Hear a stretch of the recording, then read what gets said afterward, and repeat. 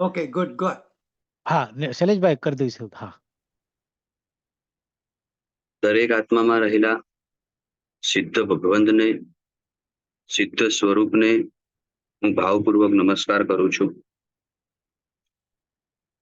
ભૂતકાળની અંદર અઢીદ્વીપમાંથી 45 લાખ યોજનના આ અઢીદ્વીપના ક્ષેત્રમાંથી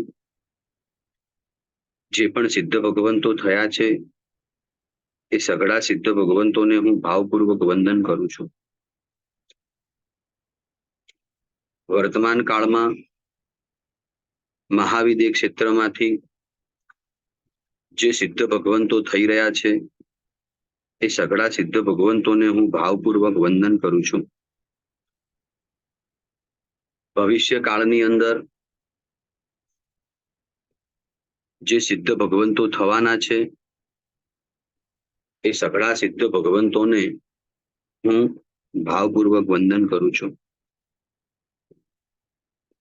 પરમાત્માનું વચન છે, યોગ્ય આસને બેસી યોગ્ય રીતે આપણે શ્રવણ કરીએ, પરમાત્માના વચનનો આદર આપણા પ્રત્યે સચવાય, પરમાત્માની આજ્ઞાનું બહુમાન સચવાય, પરમાત્માના વચનોનું બહુમાન સચવાય એવો ઉચિત આસન ઉપર બેસી પ્રભુના વચનોનું શ્રવણ કરવાનો આગ્રહ રાખશોજી.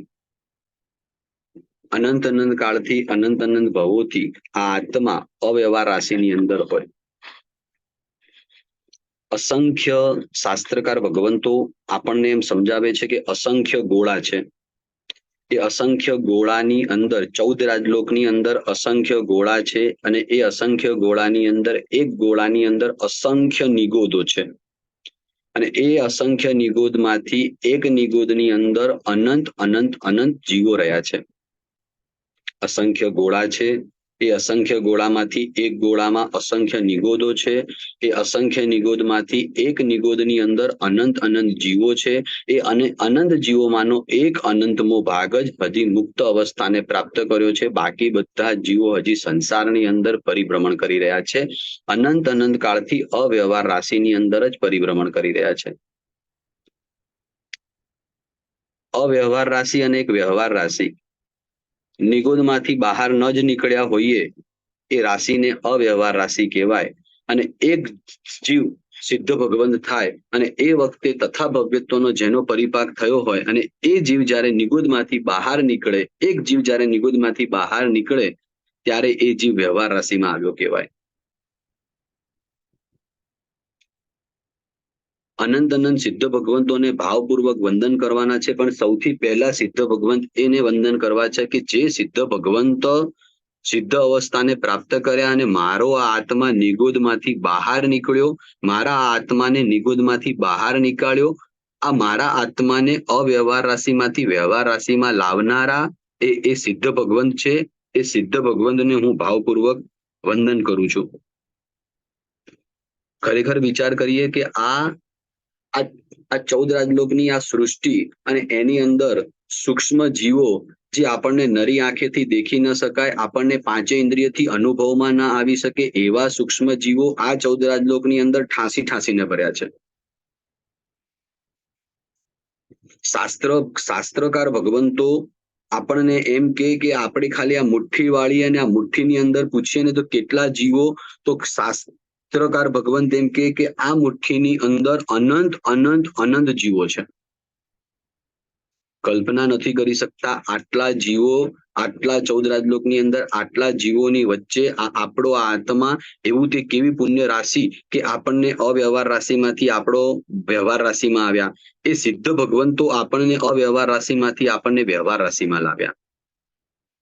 એક નિયમ છે કે કોઈક જીવ જ્યારે મુક્તિ અવસ્થાને પ્રાપ્ત કરે, સિદ્ધ અવસ્થાને પ્રાપ્ત કરે ત્યારે જ કોઈક જીવ નિગોદમાંથી બહાર નીકળી શકે, એ એના વગર બહાર ન નીકળી શકે. એક શ્વાસોશ્વાસ લઈએ અને એક શ્વાસોશ્વાસ મૂકીએ એમાં એક 17.5 ભવ આખા અને 18મો ભવની શરૂઆત થઈ જાય અને એ 18મો ભવ અડધો થાય એટલી વાર આપણે 17 વાર આપણો જન્મ થયો અને 17 વાર આપણું મૃત્યુ થયું અને 18મી વાર આપણો જન્મ થયો. એટલે કે એક શ્વાસોશ્વાસ લઈ અને મૂકીએ એમાં 17.5 વાર જીવનો જન્મ અને મરણ થાય, આટલું નાનું આયુષ્ય અને આટલા નાના આયુષ્યમાંથી આપણે બહાર નીકળ્યા અને આ પંચેન્દ્રિયપણાને પામ્યા. આ બધા સુખની પાછળનું જો કોઈ કારણ હોય ને તો એક જ છે, માત્ર ને માત્ર સિદ્ધ ભગવંતો.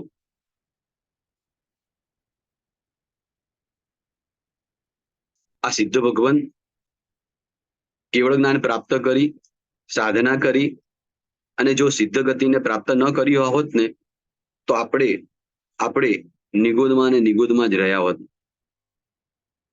આપણે પોતે જ્યાં સુધી સિદ્ધ અવસ્થાને પ્રાપ્ત નહીં કરીએ ત્યાં સુધી આપણા નિમિત્તથી પણ એક જીવ નિગુદમાંથી બહાર નીકળવાનું છે.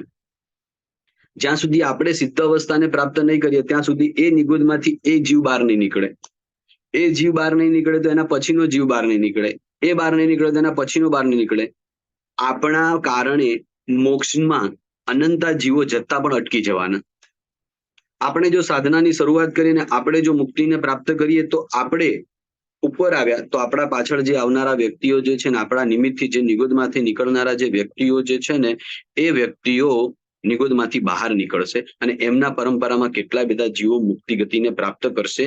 આપણે સાધના કરી, આરાધના કરી અને સિદ્ધ અવસ્થાને પ્રાપ્ત કરવું એ ખરેખર બહુ જરૂરી છે. કારણ કે આ સંસારની અંદર જોવા જઈએ ને તો સુખ કંઈ જ નથી.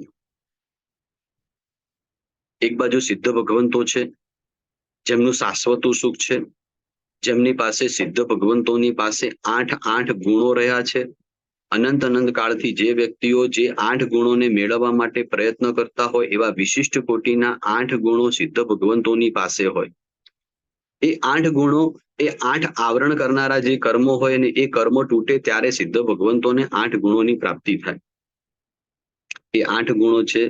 પહેલું જ્ઞાનાવરણીય કર્મ તૂટે એટલે અનંત જ્ઞાન. પરમાત્માના જ્ઞાનની અંદર કંઈ જ ન દેખાય એવું બને જ નહીં. પરમાત્માના જ્ઞાનની અંદર ત્રણેય કાળના તમામ પદાર્થો દેખાય. દર્શનાવરણીય કર્મ જાય એટલે પરમાત્માના જ્ઞાનની અંદર, પરમાત્માના દર્શનની અંદર જગતની ત્રણ કાળની વસ્તુઓ પણ જણાય, દેખાય અને જણાય. વેદનીય કર્મ તૂટી જાય એટલે શરીરમાંથી કોઈ જ પીડા ના હોય. એક સાચું સુખની અનુભૂતિ થાય, અવ્યાબાદ સુખની અનુભૂતિ થાય. સંસારના સુખની સામે આત્માનું સુખ જે છે ને એ અનંતું છે. કારણ કે સંસારનું સુખ કેવું છે, જ્યારે મળે ત્યારે જ મળે, અને આ આત્માનું સુખ એકવાર મળી જાય ફરીથી ક્યારે જાય નહીં. સંસારના સુખોનો ભોગવટો કરવો હોય ને તો વસ્તુની અપેક્ષા રાખવી પડે. એ વસ્તુ મળે ત્યારે સંસારના સુખની અનુભૂતિ થાય અને એ વસ્તુ ન મળે ત્યારે સંસારના સુખની અનુભૂતિ ન થાય. અને જ્યારે મોક્ષના સુખની અંદર જાઓ ત્યારે કોઈ જ વસ્તુનો આગ્રહ નહીં રાખવાનો, કોઈ પદાર્થનો આગ્રહ નહીં રાખવાનો અને અનંત કાળ માટે એ સુખનો અનુભવ કરવાનો. સંસારના સુખોને ક્યારેક મળે, પછી અનંતકાળ અનંત ભવો ન મળે, ફરીથી અનંતકાળ ભવો થાય, પુણ્યની રાશિ પાછી ભેગી થાય અને ફરીથી પાછો માનવ ભવ મળે કે દેવનો ભવ મળે તો ક્ષણિક માત્ર એક ભવની અંદર એક પૂતગલનું સુખ મળી જાય. વાસ્તવિક રીતે પૂતગલમાં સુખ છે જ નહીં, છતાં પણ માન્યતા પ્રમાણે કદાચ જો માનીએ ને તો કદાચ પૂતગલમાં સુખ મળી જાય, પણ અનંત કાળ પરિભ્રમણ કરીએ, અનંતા ભવો રખડીએ, અનંતી પુણ્યની રાશિ ભેગી કરીએ, એ અનંતી પુણ્ય રાશિમાં ભેગી થાય ત્યારે જ આ માનવ ભવ મળે. કારણ કે કર્મ સાહિત્યની અંદર એક કથાન છે કે 70 કોડાકોડી સાગરોપમમાંથી માત્ર ને માત્ર 70 કોડાકોડી સાગરોપમમાંથી માત્ર ને માત્ર 2000 સાગરોપમ જ ત્રસપણામાં રહેવા મળે. બાકી તો બધો જ કાળ એકેન્દ્રિયપણામાં જ નીકળવાનો હોય. એ એકેન્દ્રિયપણાની અંદર આત્મા અનંત કાળ સંસારમાં રખડે, પછી પુણ્યની રાશિ ભેગી થાય અને એ પુણ્યની રાશિ ભેગી થયા પછી આ માનવનો દેહ ધારણ કરીએ અને એ દેહ ધારણ કર્યા પછી એ ખાલી માત્ર ને માત્ર આ ઉત્તમ ભવને પૌદ્ગલિક સુખોની પાછળ આપણે ગુમાવી દઈએ.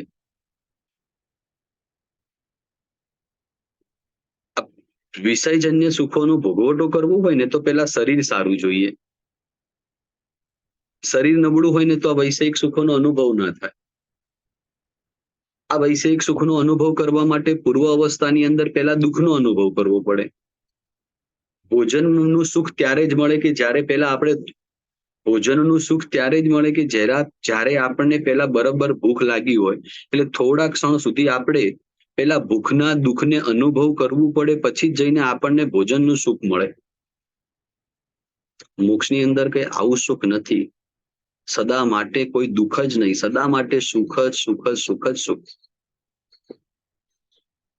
અહીંયા પહેલા દુઃખ, પછી સુખ, પાછું દુઃખ, પછી સુખ. આ જ ક્રમ ચાલ્યા કરે. અને આ જ ક્રમની અંદર અને આ જ સુખ મેળવવા માટે કેટલા મહેનત કરવાની. સવારમાં થાય અને દોડવાનું ચાલુ, રાત પડે ત્યાં સુધી દોડવાનું, રાત્રે સ્વપ્નની અંદર, રાત્રે નિદ્રાની અંદર પણ માત્ર ને માત્ર એ સંપત્તિ અને એ જ શરીરના વિચારો આવે, એ જ પૈસાના વિચારો આવે. ધંધો આ રીતે કરી, બિઝનેસ આ રીતે કરવો, બિઝનેસ આ રીતે કરવો, આ રીતે પૈસા વધારવા, આ રીતે પૈસા વધારવા, અને સેંકડા પૈસાઓ વધે. અને એ પૈસાઓ વધ્યા પછી પણ પૂછવામાં આવે ને તો આનંદ તો અંશ માત્ર પણ ના હોય. તારી પાસે સંપત્તિ ચોક્કસ વધશે, પણ તારી પાસે સુખ વધશે? સુખ તો માત્ર ને માત્ર આનંદમાં છે. સુખ તો માત્ર ને માત્ર ત્યાગમાં છે. સુખ માત્ર ને માત્ર કઈ વસ્તુને મેળવવામાં કે વસ્તુનો સંગ્રહ કરવામાં છે જ નહીં. જ્યાં સુધી તને સાચો વિવેક અને સાચી સમજ પ્રાપ્ત નહીં થાય ને ત્યાં સુધી તું ખોટા વસ્તુની અંદર સુખ માન્યા કરીશ. વિષ્ટાના કીડાને અને મધમાખીને મિત્રતા થઈ ગઈ. વિષ્ટાના કીડાને અને મધમાખીને મિત્રતા થઈ ગઈ. વિષ્ટાના કીડાએ મધમાખીને આમંત્રણ આપ્યું કે ચાલ મારી સાથે.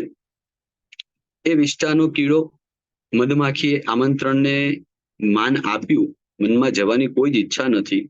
મધમાખી વિચાર કરે છે કે મારે નથી જવું, છતાં પણ એક મિત્રનો એક આગ્રહ છે, એના કારણે હું જઈ આવું. એ વિષ્ટાનો કીડો અલગ અલગ અલગ પ્રકારની વિષ્ટાઓમાં જાય અને અત્યંત અત્યંત અત્યંત દુર્ગંધ અને એવી અવસ્થાની અંદર ઓલો મધમાખીનો કીડો જાય છે અને એના નાક બંધ કરી દે કે કેટલી અશુચિ છે, કેટલું દુઃખ છે ને કેટલા અશુચિની અંદર આ મારો મિત્ર રહે છે. આટલી અશુચિ બે વાર અવાજ આવે છે. પ્રણામ. આટલી અશુચિ, આટલા બધા અશુચિની અંદર મારા મિત્રને રહેવું પડે. એટલે મધમાખીના કીડાને મનની અંદર દુઃખ થયું. હું આ મસ્ત મજાના પુષ્પોની સુવાસને અનુભવું, રોજ નિત્ય રોજ અલગ અલગ બગીચાઓની અંદર જાઉં અને અલગ અલગ અલગ અલગ પ્રકારના પુષ્પોની સુવાસ લઉં અને આટલા બધા સુખોનો અનુભવ હું કરું અને મારો મિત્ર આટલો બધો દુઃખી, આટલો બધો પીડામાં અને આવા બધા દુઃખોનો, આવા બધા વિષ્ટાનો અનુભવ કરે. ખરેખર બહુ દુઃખ થયું.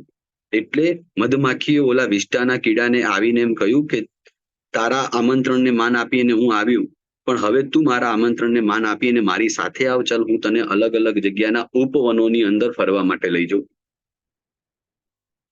અલગ અલગ પ્રકારના બગીચાની અંદર અને અલગ અલગ પ્રકારના પુષ્પોની અંદર સુવાસને તને અપાવું. વિષ્ટાના કીડાને જવાની ઈચ્છા જ નથી, વિષ્ટા છોડવાની જ ઈચ્છા નથી. એ તો વિષ્ટામાં જ સુખ માને છે. મિત્ર અતિ આગ્રહ કર્યો, ચાલતો ખરી, એકવાર તું જોતો ખરી, મારી સાથે આવતો ખરી, તને એવું સુખ આપું, એવા ઉપવનનું સુખ આપું, એવા બગીચાની અંદર એવા મસ્ત મજાના પુષ્પોનું તને સુખ આપું કે એ સુખનો તું અનુભવ કરે ને તો તને આનંદ આનંદ આનંદ આવશે. અત્યંત માન આપ્યું, અત્યંત વિનંતી કરી, બસ માત્ર ને માત્ર એ મિત્રને એ દુઃખમાંથી બહાર જ લાવવો છે.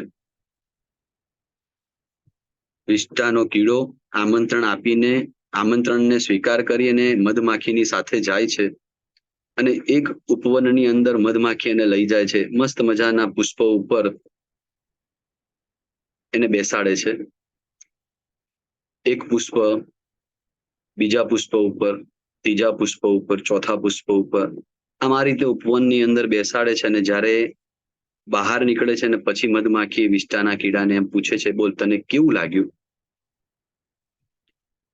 ત્યારે વિષ્ટાનો કીડો કહે છે, મને શું લાગે, હું જ્યારે પ્રવેશ કરીને ત્યારે મારા નાકની અંદર વિષ્ટા નાખીને આવી, એટલે મને બીજા કોઈ સુખનો અનુભવ નથી થયો. બસ માત્ર મને વિષ્ટાનો જ અનુભવ થયો હતો. બહુ જ સમજવા જેવી વાત છે.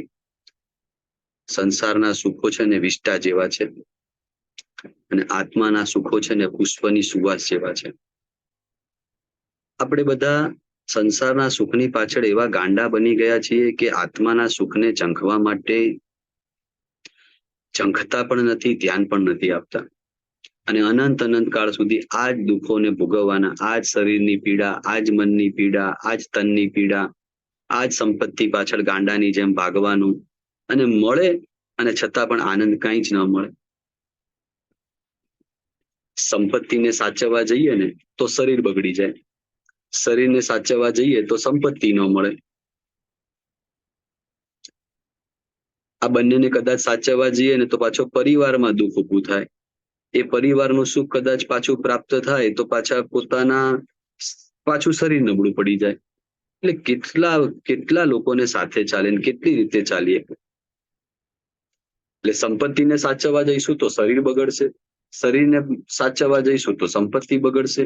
બંને કદાચ સચવાઈ જશે તો કદાચ પરિવારમાંથી દુઃખ પ્રાપ્ત થશે.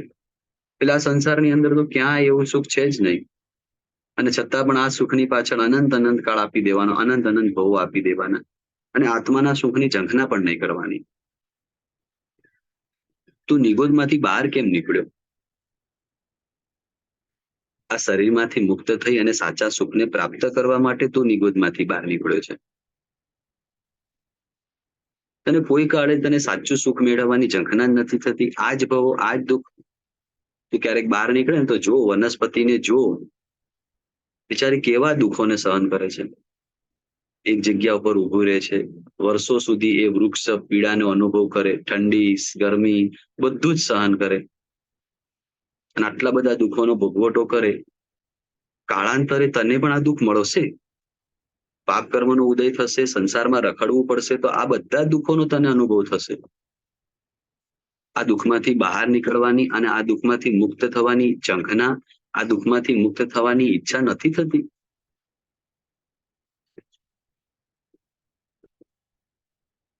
કેમ ક્યારે વિચાર નથી આવતો? કેમ ક્યારે તને અંદરથી સ્પંદન નથી થતું? ખરેખર આ સુખ સાચું છે જ નહીં. મારા ભગવાનનું સાચું સુખ છે.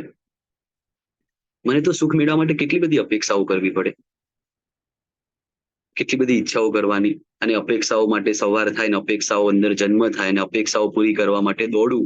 અને સાંજ પડે કદાચ પુણ્ય સાથ આપે તો અપેક્ષાઓ પૂરી થાય, ને પુણ્ય સાથ ના આપે તો અપેક્ષાઓ પૂરી ન થાય અને મારો ભવ પૂરો થઈ જાય. અપેક્ષાઓ પૂરી કરવી છે, પણ અપેક્ષાઓ તો પુણ્ય સાથ આપશે તો જ અપેક્ષાઓ પૂરી થશે. પુણ્ય સાથ નહીં આપે તો અપેક્ષાઓ ક્યાં પૂરી થવાની? મસ્ત મજાના બંગલામાં રહું, મસ્ત મજાની ગાડીઓમાં ફરું, મોટી સત્તા ઉપર બિરાજમાન થઈ જવું, આ બધી તું અપેક્ષાઓ રાખશે, પણ તારી પાસે પુણ્યનું બેલેન્સ એટલું છે? મોલમાં ખરીદી કરવા જાઉં અને આ વસ્તુ લઈ લઉં, આ વસ્તુ લઈ લઉં, આ વસ્તુ ખરીદી લઉં ને આને મેળવી લઉં, પણ તું તારા પાકીટમાં જોતો ખરી તારી પાસે પૈસા કેટલા છે? તું બેંકમાં તો જો તારી પાસે બેલેન્સ કેટલું છે. જો તારી પાકીટમાં પૈસા નહીં હોય અને તારા બેંકમાં બેલેન્સ નહીં હોય તો તને વસ્તુ નહીં મળે. તારી પાસે બેલેન્સ હશે તો જ તને મળશે. અપેક્ષાઓ એટલી રાખીએ ને અપેક્ષાઓ પૂરી ન થાય ને એટલે સદા માટે દુખી. આપણા કરતા કોઈ વ્યક્તિ સારો થઈ જાય, આપણા કરતા કોઈ વ્યક્તિ સંપત્તિમાં આગળ આવી જાય તો એને જોઈને પાછું મનની અંદર ઈર્ષ્યાનું દુઃખ.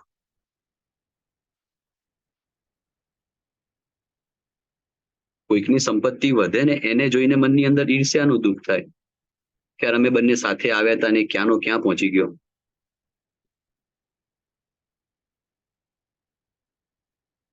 ઈચ્છાની મુક્તિ છે ને, ઈચ્છામાંથી મુક્તિ એ જ મોક્ષનું સાચું કારણ છે. આપણો ગોલ કોઈ નથી, આપણું કોઈ ધ્યેય જ નથી. આપણે કોઈ સિદ્ધ અવસ્થાને પ્રાપ્ત કરવા માટેની ઝંખના જ રાખતા જ નથી. આપણું ધ્યેય શું છે? આપણું લક્ષ્ય શું છે? આ સંસારમાં આપણું લક્ષ્ય શું? આ બધા દુઃખોમાંથી બહાર નીકળી અને સાચા સુખને પામવાનું આપણું લક્ષ્ય ખરી? એક વસ્તુ છે, જો આપણને ધન ગમતું હોય, સંપત્તિ ગમતી હોય, ધન ગમે તો ધનવાન ગમે, અને ધનવાન કેવી રીતે બનાય એની રીત પણ ગમે. ધન ગમે તો ધનવાન વ્યક્તિઓ પણ ગમવાના છે, અને ધનવાન કેવી રીતે બનાય એની રીત શું છે એ પણ આપણને ગમે. આપણને ક્રિકેટ ગમતી હોય તો ચોક્કસપણે એ ક્રિકેટને રમનારા જે ક્રિકેટરો છે એ આપણને ગમવાના જ છે. અને આપણને એ ક્રિકેટ કેવી રીતે રમાય, ક્રિકેટર કેવી રીતે બનાય એના માટેની આપણની અંદરની ઈચ્છા હોય ને એ આપણને વસ્તુ ગમે. આપણને જો વૈરાગ્ય ગમતો હોય ને તો વૈરાગ્યવાન મહાપુરુષો પણ આપણને ગમે, અને વૈરાગ્યવાથી વાસિત કેવી રીતે બનાય એ પણ આપણને ગમે. ખરેખર એક વસ્તુ છે, જો આપણને સિદ્ધ અવસ્થાનું સુખ ગમતું હોય ને તો જ આપણને સિદ્ધ ભગવંતો ગમે, અને જો આપણને સિદ્ધ ભગવંતો ગમે ને તો જ આપણને સિદ્ધ અવસ્થાને કેવી રીતે પ્રાપ્ત કરાય ને એની રીત પણ આપણને ગમે.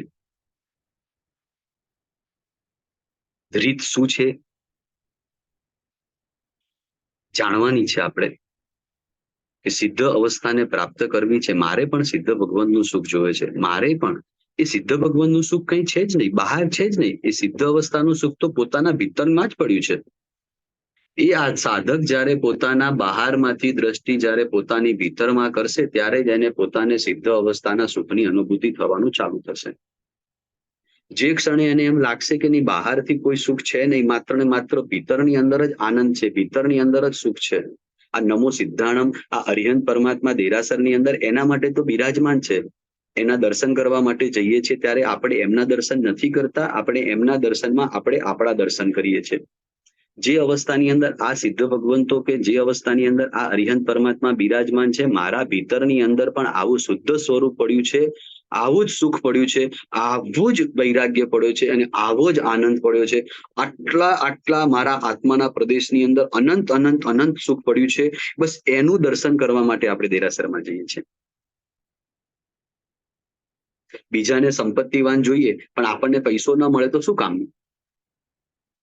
પરમાત્માના દર્શન એના માટે જ કરવાના છે કે પરમાત્માના આત્માની અંદર અનંતું સુખ છે, અને એ જ અનંતું સુખ મારા ભીતરની અંદર પડ્યું છે, ને આવું દર્શન કરવા માટે પરમાત્માના દર્શન છે. પરમાત્માના આત્મામાં રહેલા અનંતા સુખોને ભીતરમાં અનંતા સુખો છે એવું જાણવા માટે જ પરમાત્માના દર્શન કરવાના છે. પરમાત્મા એના માટે તો ત્યાં બિરાજમાન છે. મોક્ષ અવસ્થાને પ્રાપ્ત કરવા માટેનું, સિદ્ધ અવસ્થાને પ્રાપ્ત કરવા માટેનું રીત કઈ? આ રીતને આપણે જાણવી પડશે. અને એક રીત એ છે, બસ માત્ર ને માત્ર સર્વ સ્વીકાર. જે કંઈ પણ દુઃખ આવે, જે કંઈ પણ સંસારમાં તને પીડા આવે, જે કંઈ પણ વ્યક્તિથી તને કોઈ પીડા આવે, એ બધી જ પીડાને, બધા જ વચનોને, બધી જ મારને, બધા જ દુઃખને, બધા જ કડવા વચનોને તારે સંભાવે સહન કરવાના છે, તારે સંભાવે સહન કરવાના છે. યાદ કરો, એક ચંડ રુદ્રાચાર્ય ના પ્રથમ શિષ્ય ચંડ રુદ્રાચાર્ય કરીને પૂર્વની અંદર આપણા એક મુનિ આચાર્ય ભગવાન થઈ ગયા. અત્યંત અત્યંત અત્યંત ક્રોધ અવસ્થાની અંદર એમનું જીવન, અત્યંત ક્રોધી. નિમિત્ત મળે અને તરત જ ક્રોધ બહાર નીકળે, પણ અત્યંત પશ્ચાતાપ ભારો ભાર રડે કે હું આ ક્રોધ કરું છું, આ ખોટો છે, આ ખોટો છે, આ ખોટો છે, ક્રોધ મારાથી થાય નહીં. એટલે લોકોથી અળગારે કે મારે લોકો ઉપર કસાય કરવો પડે અને મારે લોકો ઉપર ક્રોધ કરવો પડે. આ ખરેખર આ ક્રોધ કરવો ઉચિત નથી, પણ નાનું પણ નિમિત્ત મળી જાય ને ક્રોધ એટલો બધો પારાવાર થઈ જાય, કલ્પના ના કરી શકીએ એટલો બધો ક્રોધ આવે.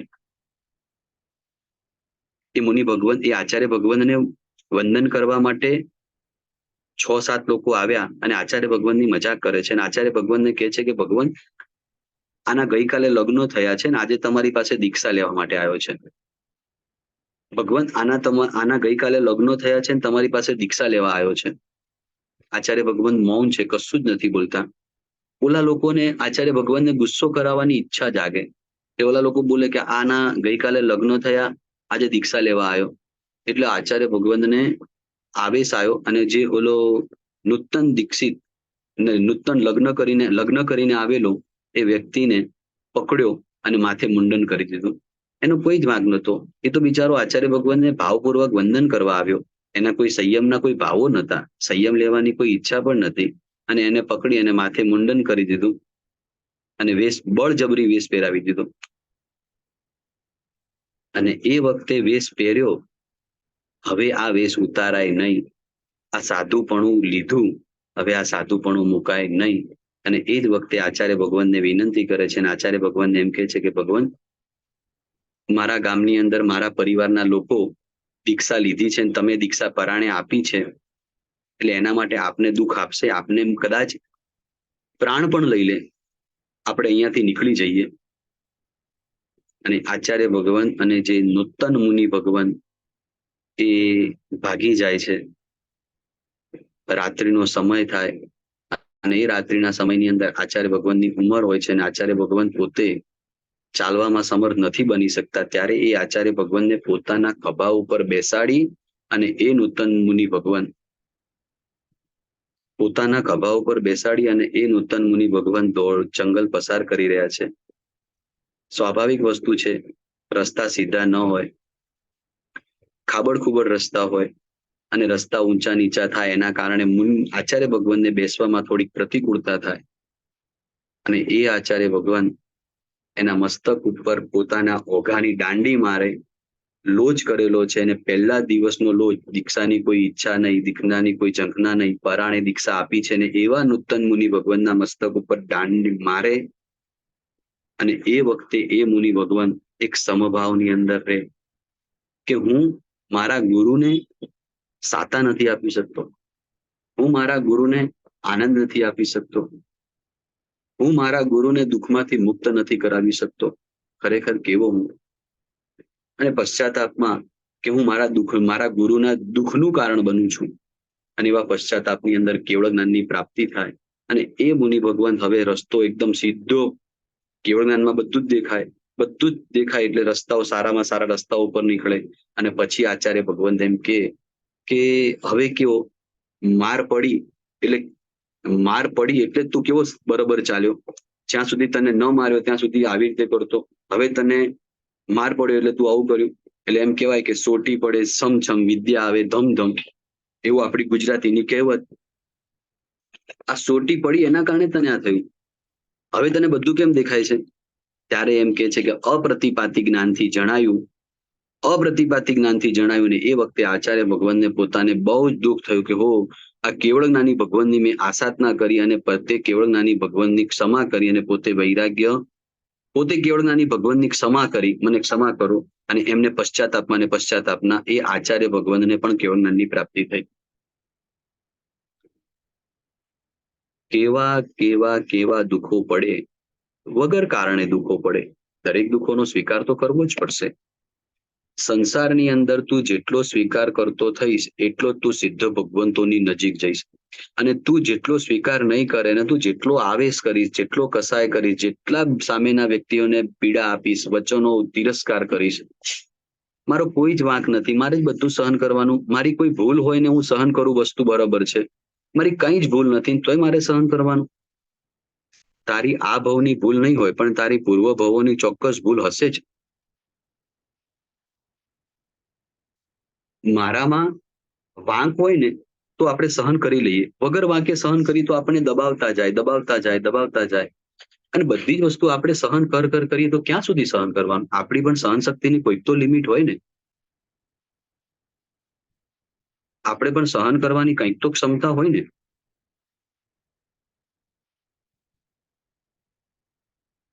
નથી બોલતા એનો મતલબ એ કે આપણને દબાવી દેવાના. આપણે નથી સમજતા, આપણને મૂર્ખ સમજે છે, આપણને ગાંડા સમજે છે. બધું જ કહી દેવાનું, બધું જ બોલી દેવાનું, પણ કે ના દીકરા આવું નહીં કરતો. પરમાત્માના મીઠા વચનોને તું શ્રવણ કરજે અને સમજજે. તારી આ ભવની ભૂલ નહીં હોય, પણ તારી પૂર્વ ભવોની ભૂલ ચોક્કસપણે હશે. ચોક્કસપણે તારા પૂર્વ ભૂલ હશે. તારો વાંક હશે કંઈક તો જ તને આ બોલે છે. તારો વાંક નહીં હોત તો તને ક્યારે નહીં બોલે. કદાચ પ્રત્યક્ષથી તને આ ભાવમાં તારો વાંક નહીં દેખાય, કસાય નહીં દેખાય, કદાચ પૂર્વ ભાવોની તારી કોઈક મોટી એવી ભૂલ હશે જેના પરિણામે તને આ ભાવમાં દુઃખ પડે છે.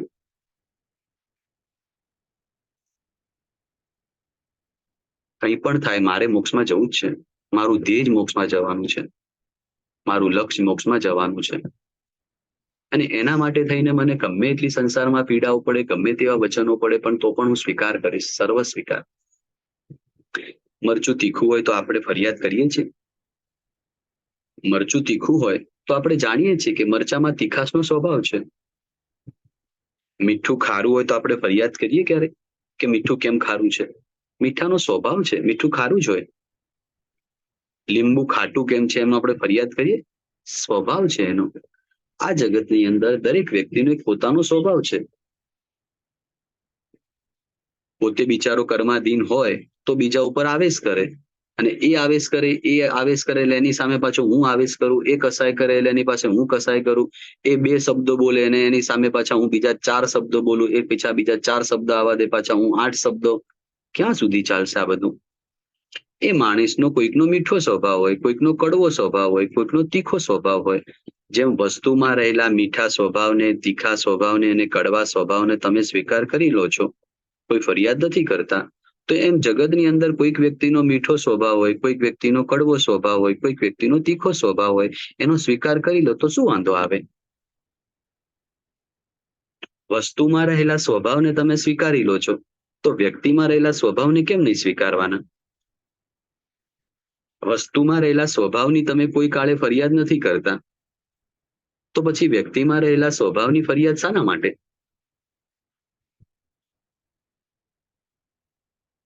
વસ્તુમાં રહેલા સ્વભાવની તમે કોઈ કાળે ફરિયાદ નથી કરતા, તો પછી વ્યક્તિમાં રહેલા સ્વભાવની ફરિયાદ શાના માટે? એક બપોરના શાક બનાવો ને તો એમાં મીઠું નાખો, એમાં મરચું નાખો, એમાં હળદર નાખો, એમાં જીરું નાખો, એમાં શાકભાજી હોય, આ બધાનો સ્વભાવ અલગ અલગ હોય, અને બધા સ્વભાવ ભેગા થાય એટલે એક મસ્ત મજાનું શાક બને. સંસાર પણ તો આ જ છે. કોઈ કડવા સ્વભાવ વાળો હોય, કોઈક મીઠા સ્વભાવ વાળો હોય, કોઈક તીખા સ્વભાવ વાળો હોય, એક એકદમ મોળા સ્વભાવ વાળો હોય, કોઈક રસકસ વગરના સ્વભાવ વાળો હોય. આ જ બધા ભેગા થાય તો એને સંસાર કહેવાય. એક જ ધ્યેય રાખવું છે, મારે મોક્ષમાં જવું છે, હું બધો જ વસ્તુનો સ્વીકાર કરીશ, સર્વ સ્વીકાર. મને સારું પણ મળશે તો પણ હું આનંદમાં નહીં આવી જાઉં, અને મને કોઈ દુઃખ આપશે તો પણ મને કોઈ ફરક નહીં પડે.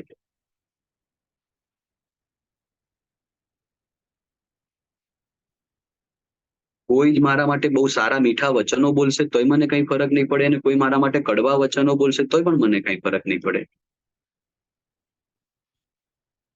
સમવસ્ત્રની અંદર, પરમાત્માના સમવસ્ત્રની અંદર પાખંડીઓ આવતા. પાખંડી એને કહેવાય કે ભગવાનના મુખે પ્રભુનું સાંભળે અને બહાર નીકળી અને ભગવાનની નિંદા કરે. સમવસ્ત્રમાં જાય, પરમાત્માની દેશના સાંભળે, અને પરમાત્માની દેશના સાંભળ્યા પછી નીચે આવે અને પરમાત્માની વિરુદ્ધ બોલે. પરમાત્માના જ્ઞાનમાં દેખાય છે કે આ મારો વિરોધી છે, આ મારાથી વિરુદ્ધ જ બોલે છે, હું જે કહું છું એના કરતા વિપરીત બોલે છે, છતાં પણ પરમાત્મા એ વ્યક્તિ પણ કોઈ તિરસ્કાર નહીં. આ જીવન મારું હોવું જોઈએ. કોઈ કંઈક બોલશે, કંઈક કડવું વચન બોલશે, મારે સહન તો કરવાનું જ છે. હું આ ભાવમાં સહન નહીં કરું તો કયા ભાવમાં સહન કરીશ? આ ભાવમાં તો મારી પાસે પ્રભુના વચનો છે, આ ભાવમાં તો મારી પાસે પ્રભુની વાણી છે, આ ભાવમાં તો મારી પાસે સદગુરુ ભગવંતો છે, આ ભાવમાં તો મારી પાસે સદગુરુ ભગવંતની ઓરા છે, આ ભાવમાં તો મારી પાસે અરિહંત પરમાત્માનું સાનિધ્ય છે, આ ભાવમાં તો મારી પાસે અનિહંત પરમાત્માની અનંત અનંત અનંત કૃપા છે. અને આ ભાવમાં જો હું વસ્તુનો સ્વીકાર નહીં કરું, સર્વ સ્વીકાર નહીં કરું, તો હું કયા કાળે જઈ અને મારા આત્માને મોક્ષ ગતિમાં લઈ જઈશ?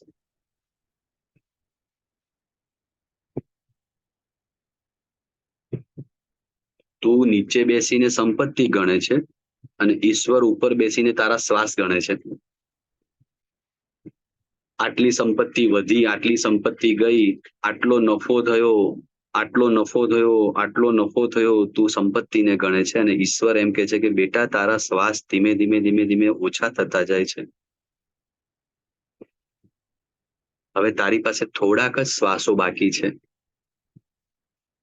હવે શ્વાસો કેટલા છે ખબર નથી.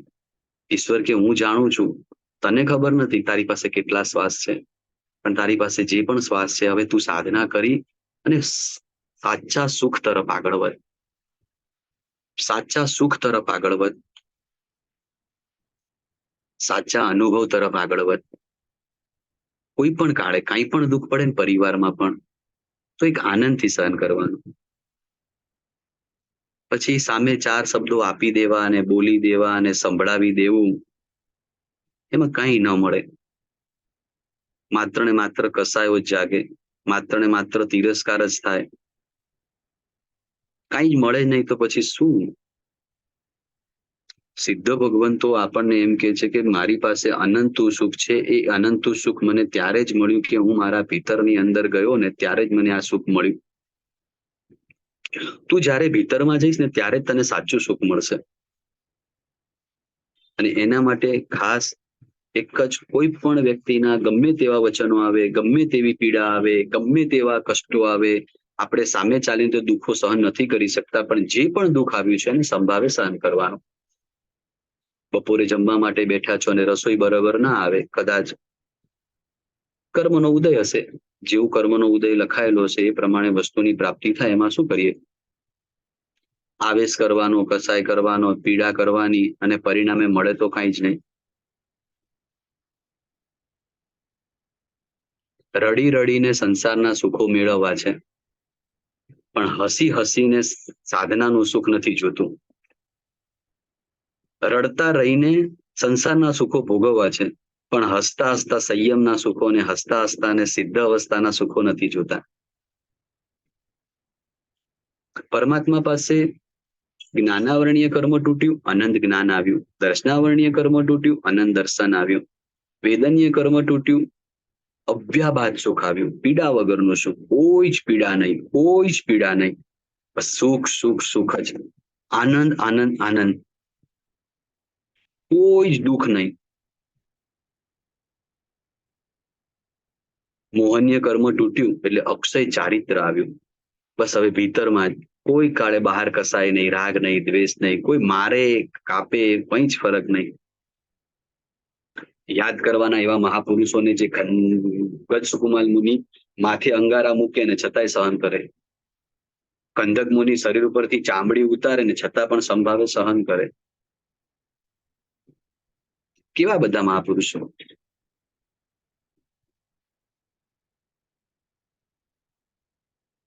પરમાત્માનું નામ કર્મ તૂટે એટલે પરમાત્માને અરૂપી અવસ્થા મળે. આ નામ કર્મના કારણે તો આ શરીર મળે, આ નામ કર્મના કારણે તો આ બધું આ સંગ્રહણ મળે, આ નામ કર્મની અંદર તો એના કારણે બધી 5 ઇન્દ્રિયો મળે.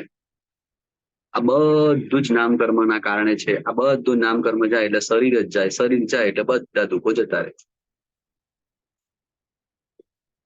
તને પણ માનવનું શરીર છે ને અશરીરી બનવા માટે મળ્યું છે. તને માનવનું શરીર અશરીરી બનવા માટે મળ્યું છે. જો તું આ માનવના ભવને ધારણ કરીને જો અશરીરી ન બની શકે તો તારું આ માનવનું શરીર લેવાનું પ્રયોજન પણ શું?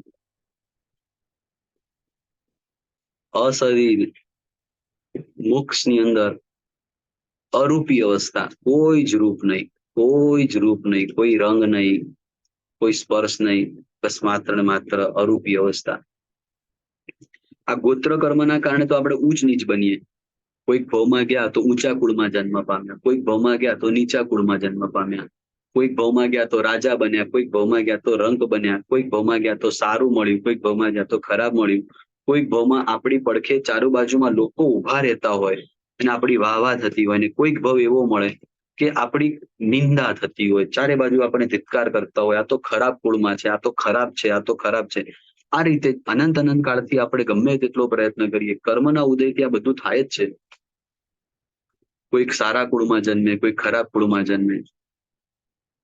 ગોત્ર કર્મ જાય એટલે કોઈ ઊંચ નહીં, કોઈ જ નીચ નહીં, બધા જીવ માત્ર સમાન. અનંતકાળ પહેલા જે સિદ્ધ અવસ્થાને પામે કે અનંતકાળ પછી જે સિદ્ધ અવસ્થાને પામે, બધા જીવોનું સુખ એકદમ સરખું જ હોય. કોઈ જ ઊંચું નહીં, કોઈ જ નીચું નહીં, કોઈ જ ફરક નહીં, કશું જ નહીં.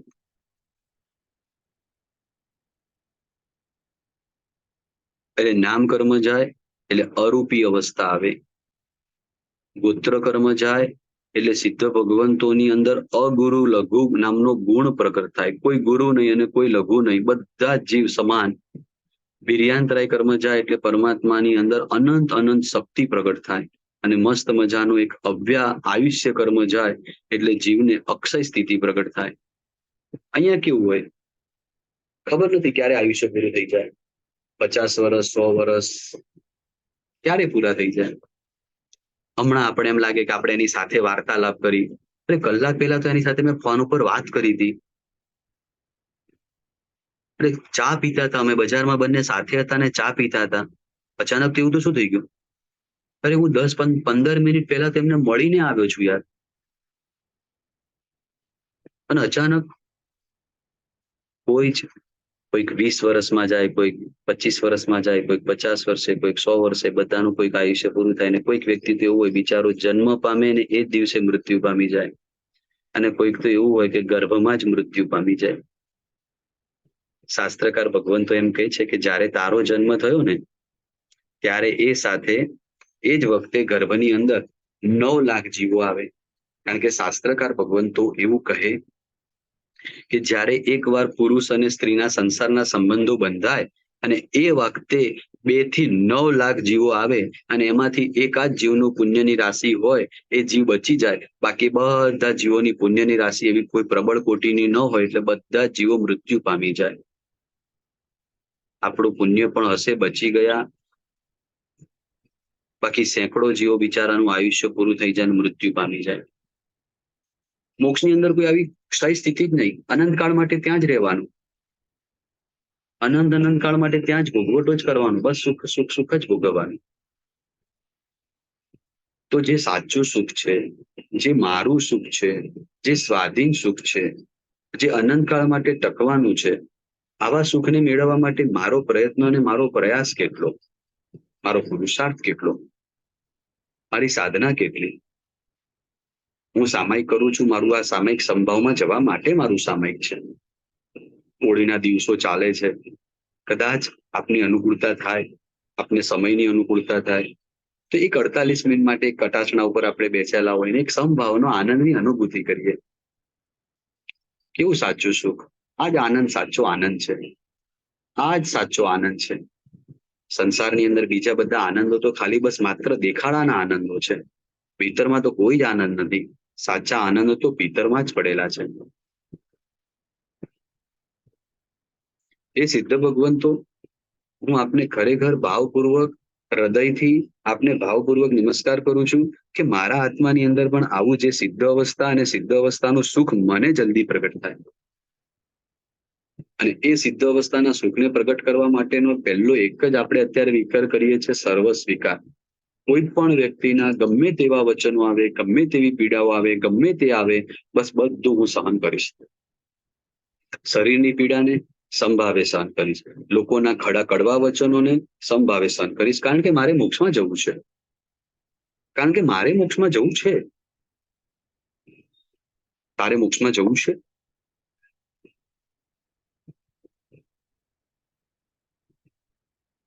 પરમાત્મા એમ કહે કે બેટા તારે મારી સાથે મોક્ષમાં આવવું છે?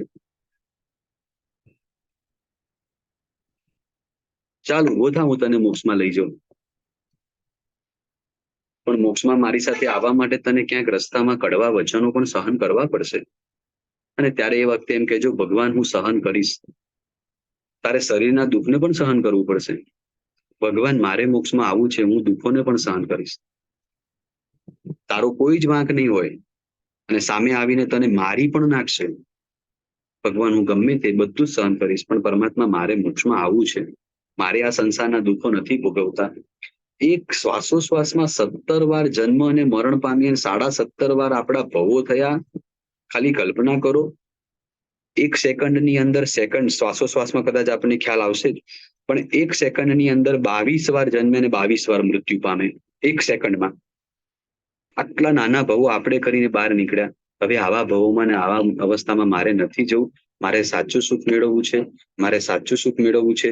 અને એ બધા માટે મારા જીવનની અંદર કોઈ અપેક્ષાઓ નહીં રાખું. આ જેમ જેમ અપેક્ષાઓ રાખું છું તેમ તેમ દુઃખી થાઉં છું. અપેક્ષાઓ રાખું, અપેક્ષાઓ પૂરી ના થાય એટલે અપેક્ષા પૂરી ના થાય એટલે મને દુઃખ થાય. અને અપેક્ષા જે લોકો પૂરી ન કરી આપે એટલે એના ઉપર ક્લેશ થાય. તો અપેક્ષાઓ પૂરી ન કરી આપે ને એના ઉપર ક્લેશ થાય, એના કરતા હવે મારે અપેક્ષા જ નહીં રાખવી. પછી સામેના વ્યક્તિ ઉપર ક્લેશ કરું, સામેના વ્યક્તિ ઉપર આવેશ કરું, અને પરિણામે મારો આક્રોશ થાય, પરિણામે સંસારની અંદર વાતાવરણ બગડે, અંદર પરસ્પરનું વૈમનસ્ય ઊભું થાય, એકબીજા વ્યક્તિઓનો તિરસ્કાર ઊભો થાય, એકબીજા વ્યક્તિઓ એકબીજાથી દૂર થઈ જઈએ, સંસારમાં સાથે હોવા છતાં પણ સાથે ન રહી શકીએ. આ જ સંસારમાં મારે કોઈ અપેક્ષા જ નથી રાખવી. આ બધી અપેક્ષાઓ રાખું છું, એના પરિણામે આવું થાય છે. એટલે અપેક્ષાઓને મુક્ત થઈએ અને સંસારના માંથી મુક્ત થઈ અને સાચા સુખોનો આપણે અનુભવ કરવા માટેનો પ્રયત્ન કરીએ. સિદ્ધ ભગવંતોને ભાવપૂર્વક નમસ્કાર. હવે આપણે હોળીમાં આપણો બીજો દિવસ, અહીંયા ત્રીજો દિવસ, આપને ત્યાં બીજો દિવસ સિદ્ધ ભગવંતની આરાધના કરી, અને એ આરાધના કરનાર કુંવર રાણા શ્રીપાળ મહારાજા હોળીની આરાધના કરી, સાધનાની શરૂઆત કરી, અને એ સાધનાના પ્રભાવે કોઈ ઈચ્છા નથી કે ભાઈ સાધના મારા શરીરના સુખ સારા થાય, મારા રોગો દૂર થાય. એ સાધના પાછળ ધ્યેય હતું જ નહીં. બસ મારે મારા આત્માનું કલ્યાણ થાય, મારા આત્માનું હિત થાય, એ જ ભાવ સાથે એમને હોળીની આરાધના કરી. એ હોળીના પ્રભાવે 9 દિવસ પછી એમને શરીર એકદમ સારામાં સારું થઈ ગયું અને રોગથી મુક્ત થઈ ગયું. 700 કોઢિયાઓને પણ રોગથી મુક્ત કર્યા. પોતાની માતા આવે છે અને પોતાની માતાને પગે લાગે છે અને વાર્તાલાપ કરે છે, અને વાર્તાલાપ થયા પછી એ શ્રાવકના ઘરની અંદર જાય છે. આપણા સુધી કાલે આટલા સુધી વિચાર કરેલો, આજે આગળ વિચાર કરીએ છીએ. શ્રીપાળ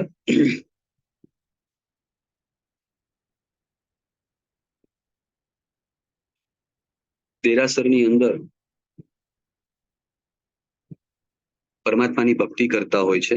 બાજુમાં મૈણા બેઠા હોય છે, અને એ વખતે મૈણાની માતા રૂપસુંદરી દેરાસરમાં દર્શન કરવા માટે આવે છે. એ દૂરથી પોતાની દીકરીને જોવે છે, અને જોતાની સાથે કે આ તો મારી દીકરી, અને મારી દીકરી, અને બાજુમાં આ એક સુંદર રૂપવાન કુંવર કોણ છે? એના લગ્ન તો કોઢિયાની સાથે થયા હતા, અને આ બાજુમાં કોણ બેસેલો? શું મારી દીકરી ભાગી ગઈ હશે? શું મારી દીકરીએ બીજા જોડે લગ્ન કરી દીધા હશે? શું મારી દીકરી એને છોડી દીધું હશે? મનમાં બધા વિચારો ચાલુ થઈ ગયા, અને પોતાને કોસે છે કે હાય હાય દીકરી ત્યાં શું કર્યું? એક ભવમાં 2 ભવ કર્યા તે? ખરેખર દીકરા તારાથી આ ન થાય, આવા મનની અંદર એક વિચારો જાગ્રત થઈ ગયા. અને એક ક્ષણે મૈણાની નજર માતા તરફ જાય છે, અને મૈણા માતાને બહાર આવીને એમ કહે છે કે માતા, તમે કોઈ જ કુવિકલ્પ નહીં કરો, કોઈ જ ખોટા વિચારો નહીં કરો. આ બધો જ પ્રભાવ સિદ્ધ ચક્ર ભગવંતનો છે, હોળીનો પ્રભાવ છે, આરાધનાનો પ્રભાવ છે, અને એ આરાધનાના પ્રભાવે આ બધું સારું થયું છે. આપણે જેની સાથે લગ્ન કરાવ્યા એ ઉંબર રાણા છે. રૂપસુંદરીના મનની અંદર હાસ થઈ કે મારી દીકરી, તે તારી ગુણવત્તાને, તારા ગુણોને તે ટકાવી રાખ્યા. પ્રસન્ન થઈ. શ્રીપાળ મહારાજા, મૈણા સુંદરી, કમળપ્રભા માતા અને રૂપસુંદરી કમળપ્રભાને પ્રશ્ન કરે છે કે ભાઈ શ્રીપાળ, આટલા બધા ગુણવાન વ્યક્તિ છે, આપનું કુળ, આપનો ઇતિહાસ, અમારે વૃત્તાંત સાંભળવું છે શ્રીપાળનું. પોતાની ઈચ્છા વ્યક્ત કરી. અને એ વખતે કમળપ્રભા રાણી એમ કે છે કે ચંપા નગરીની અંદર સિંહરથ રાજા અને એમની સાથે મારા લગ્નો થયા, દીકરા તરીકે શ્રીપાળનો જન્મ થયો, અને 5 જ વર્ષ થયા, અને 5 વર્ષ થયા અને ત્યાં પિતાજીનું અકસ્માતે મૃત્યુ થઈ ગયું રોગના કારણે. અને એ જ વખતે મંત્રી સારામાં સારી રીતે રાજ્યની વ્યવસ્થા કરે છે, પણ બાજુની અંદર જે અજીતસેન રાજા, જે કાકાના દીકરા, એ અજીતસેન રાજાને આ રાજ્ય પડાવવાની ઈચ્છા થઈ. મતીસાગર મંત્રીને ગુપ્તચરો દ્વારા માધ્યમ મળી ગયું, ખબર પડી ગઈ કે ભાઈ આ રાજા આવે છે, શ્રીપાળને મારશે, શ્રીપાળને પીડા આપશે અને રાજ્ય છીનવી લેશે. મતીસાગર મંત્રી કમળપ્રભા રાણી પાસે આવે છે અને એમ કહે છે કે રાણીબા, કોઈ પણ ભોગે આપણે અહીંયાથી અત્યારે નીકળી જવું પડશે, કારણ કે જો રાજ્યને સાચવવા જઈશું ને કદાચ આપણે જીવથી જઈશું. આપણું જો જીવન હશે ને તો રાજ્ય બીજી વાર પણ મળશે. જો આપણી પાસે જીવન જ નહીં હોય તો આપણે બીજી વાર રાજ્ય નહીં મળી શકે. એ વખતે કમળપ્રભા રાણી, શ્રીપાળ અને મંત્રી સાગર એ ભાગ્યા. ભાગતા ભાગતા ભાગતા ભાગતા શ્રી કમળપ્રભા એ 700 કોઢિયાની વચ્ચે આવી અને કોઢિયાઓને વિનંતી કરે છે કે મારા દીકરાની અને મારી રક્ષણ કરો તમે. ત્યારે કોઢિયાઓ એમ કહે છે કે તમારું રક્ષણ અમે કરીએ, પણ અમને કોઢ રોગથી છે, તમે કોઈ ચિંતા નહીં કરો, અમારા ટોળાની વચ્ચે આવી જાઓ, તમને કોઈ જ નહીં થાય. અને એવાની અંદર 700 કોઢિયાઓ જ્યારે એમની વચ્ચે શ્રીપાળ છે અને ત્યાં જ શ્રી અજીતસેન રાજાના સૈનિકો આવ્યા અને સૈનિકો આવી અને અજીતસેન રાજાના સૈનિકો આવ્યા અને તમે કે અહીંયા કોઈ બાઈ, સ્ત્રી અને કોઈ બાળકને તમે જોયો? ત્યારે કે અમે તો કોઈ જોયો નથી. જો તમને વિશ્વાસ ના આવતો હોય, તમે બધા કોઢિયાઓ છીએ, અમારી વચ્ચે આવીને તમે જોઈ જાઓ, પણ આવતા ધ્યાન એટલું રાખજો કે કદાચ જો તમારા શરીર ઉપર કોઢ રોગ ન લાગી જાય એનું પણ તમે પૂરતું ધ્યાન રાખજો.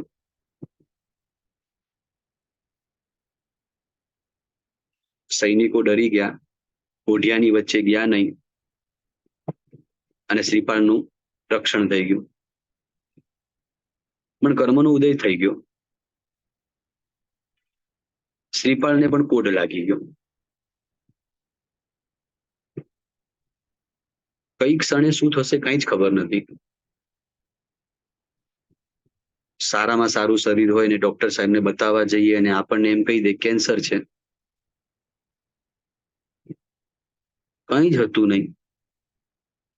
ખાલી થોડો હાથ દુખાતો હતો ને થોડો પેટ દુખાતું હતું, ડોક્ટરને બતાવવા ગયા, ડોક્ટર સાહેબે કહી દીધું કે કઈ છેલ્લા સ્ટેજનું કેન્સર છે, હવે કઈ નહીં થઈ શકે, જાઓ પરિવારમાં ઘરે લઈ જાઓ, જેટલી સંભાવે સારી રીતે સેવા થાય એવી રીતે સારી રીતે સેવા કરો. કઈ જ ખબર નથી રહેતી કે શું થશે હવે આવતી ઘડીએ. શ્રીપાળની રક્ષા માટે કોઢિયાની વચ્ચે મૂક્યો અને એક જ ક્ષણની અંદર કોઢ પણ થઈ ગયો. માત્ર ખાલી નિમિત્ત નાનું જોતું હતું. કર્મના ઉદયને ઉદય વાગવા માટે, કર્મના ઉદય થવા માટે બસ માત્ર નાના નિમિત્તની જ આવશ્યકતા છે. જેવું નિમિત્ત મળે તરત કર્મનો ઉદય ચાલુ. રોગ કોઈ કર્મને કઈ, રોગ જ્યારે જાગ્રત થશે ને ત્યારે કોઈ કઈ નહીં આવે કે ભાઈ હું જાગ્રત થવાનો છું, હું આવવાનો છું, કઈ જ કહેશે નહીં અને રોગ આવી જશે. મૃત્યુ પણ કઈ કહેશે નહીં કે હું આવવાનો છું અને તરત આવી જશે. કમળપ્રભાએ પોતાના દીકરાનું હિત થાય એના વચ્ચે કોઢિયાની વચ્ચે મૂક્યો, પણ શ્રીપાળના કર્મનો ઉદય થવાનો એમાં માતા પણ શું કરી શકે? રક્ષણ માટે કરેલું. અને કોઢિયાઓએ પણ એને કોઢ થાય એવી ઈચ્છા નહોતી, કોઢિયાઓને પણ એનું રક્ષણ થાય એ જ ઈચ્છા હતી. એના જીવને બચાવવાની જ ભાવના હતી. અને છતાં પણ એને કોઢ રોગ લાગી ગયો. માતા રડે છે હવે કે આ શું થઈ ગયું.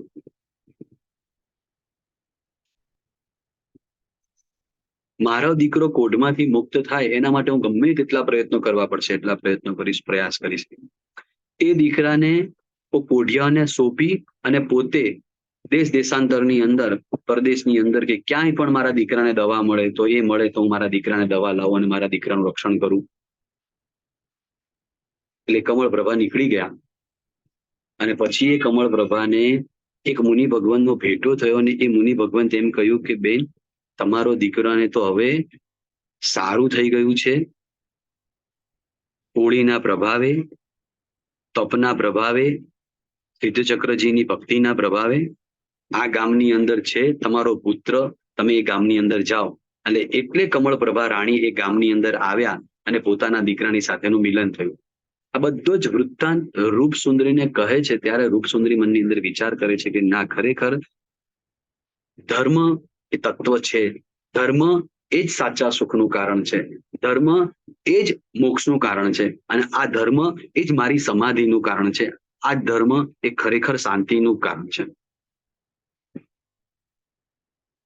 રૂપસુંદરી કમલપ્રભા, શ્રીપાળ, મૈણા એ પુણ્યપાળ રાજા એટલે કે રૂપ સુંદરીના ભાઈ, એ રૂપ સુંદરીના ભાઈના ઘરની અંદર ગયા અને બધા હવે ત્યાં રહે છે. એક દિવસ ઝરૂખાની અંદર શ્રીપાળ અને મૈણા બેઠા હોય છે અને એ વખતે પ્રજાપાળ રાજા પોતે સવારી ઉપર નીકળે છે અને પોતે દૂરથી ઝરૂખામાં બેસેલા પોતાની મૈણાને જોવે છે અને મૈણાને જોતાની સાથે જ પોતાની દીકરી કહો, આ તો મારી દીકરી મૈણા, અને આ કોની બાજુમાં બેઠેલી છે? અને પોતાને પશ્ચાતાપ થયો. હંમેશા બહુ એક વસ્તુ યાદ રાખવી, ભૂલ થઈ જાય ને એ કદાચ માફ છે. એ ભૂલ થઈ ગયા પછી ખરેખર પશ્ચાતાપ થાય ને તો એ સારું. ભૂલ થઈ જાય ને એમાં કદાચ બહુ મોટો વાંધો નહીં, કારણ કે છદમસ્ત જીવો છીએ, ભૂલ તો થવાની જ છે. પણ એ ભૂલ થઈ ગયા પછી જ્યારે જીવનની અંદર પશ્ચાતાપનો ભાવ જાગે ને એ ખરેખર મોટી વાત છે.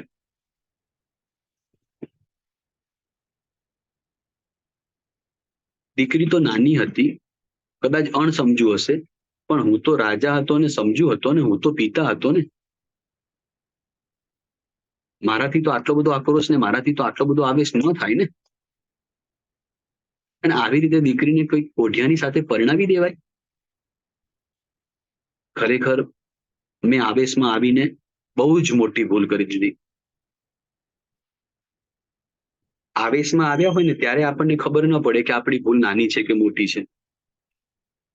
આવેશમાં આપણે આવ્યા હોઈએ ને ત્યારે આપણને ખબર ન પડે કે આપણી ભૂલ નાની છે કે મોટી છે. પણ આવેશ પૂરો થઈ જાય ને પછી શાંત રીતે એક વખત વિચાર કરવાનો કે ભાઈ આપણી ભૂલ હતી કે નહોતી. આવેશમાં આવીને મેં કોઢિયાની સાથે મારી દીકરીને પરણાવી દીધી, ખરેખર મારી ભૂલ છે. પણ દીકરી તે આ રીતે સંસારને છોડી અને તું બીજાની સાથે જતી રહી, ખરેખર દીકરી ત્યાં મોટી ભૂલ કરી દીધી. એટલે એના કારણે પોતાનું મુખ પડી જાય છે. અને એ જ વખતે પુણ્યપાળ રાજાને એ પ્રજાપાળ રાજા તરફથી દ્રષ્ટિ જાય છે અને બધું પોતે વિચક્ષણ વ્યક્તિ અને પ્રજાપાળ રાજા પાસે જાય છે અને કહે છે કે તમે જે મનમાં ખોટા વિચારો કરો છો એવું કાંઈ જ નથી, સત્ય એ જ છે. આખી બધા વૃત્તાંતો સંભળાવ્યા. પ્રજાપાળ રાજા આનંદમાં આવ્યા. પ્રજાપાળ રાજા શ્રીપાળની સાથે ભેટો થયો અને શ્રીપાળની સાથે આનંદપૂર્વક હવે દિવસો પસાર કરી રહ્યા છે. એક વખત શ્રીપાળ નગરીની અંદર ફરવા માટે જાય છે અને ઘોડા ઉપર બેઠા હોય છે. અને એ વખતે એક નાની દીકરી અને એની મમ્મી બંને સાથે જઈ રહ્યા હોય છે અને એ દીકરી શ્રીપાળ કુંવરને જોવે છે અને જોતાની સાથે એમ કહે છે કે મમ્મી, આ કોણ છે? આ દેવ કેટલા રૂપના અંબાર છે. અમને જોઈએ તેમ લાગે કે આપણે દેવલોકના કોઈ દેવને જોયા. આટલું સારું રૂપ, આટલું સુંદરતા છે મમ્મી, કોણ આ? અને એ વખતે એની મમ્મી એમ કહે છે કે બેટા તું નથી ઓળખતી આ કોણ છે? તો કે ના, કોણ છે આ? તો કે આપણા જે રાજા છે ને એમના જમાઈ છે. આપણા રાજાના જમાઈ છે. આ વચનો શ્રીપાળના કાનમાં પડ્યા. શ્રીપાળને તરત મનની અંદર વ્યાજ આવ્યું. ખરેખર પોતાના નામથી પોતાની ઓળખ ન થાય તો એ ઓળખ સાચી ઓળખ નથી. બીજાના નિમિત્તથી જ્યારે આપણી ઓળખ થાય ને એ ઓળખાણ આપણી સાચી ન કહેવાય. આપણા પગ ઉપર ને આપણી નિમિત્તથી જ આપણી ઓળખ થાય ને એ જ ઓળખ સાચી ઓળખ કહેવાય.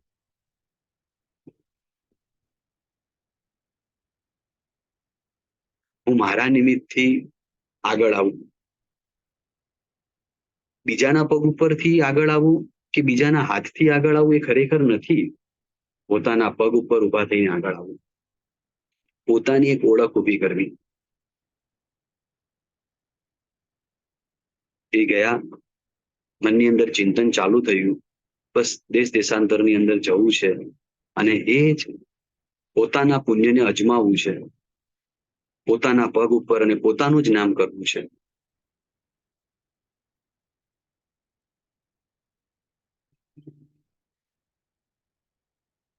પોતાની ઓળખ થાય ને, પોતાનાથી પોતાની ઓળખ થાય ને તે ઉત્તમ કહેવાય. પિતાથી ઓળખ થાય ત્યારે મધ્યમ કહેવાય, અને જ્યારે સસરા પક્ષથી જ્યારે પોતાની ઓળખ થાય તો અધમાધમ કહેવાય. આવું પૂર્વના કાળના મહાપુરુષો આપણને કહેતા. પોતાની જ ઓળખ ઊભી કરવી છે.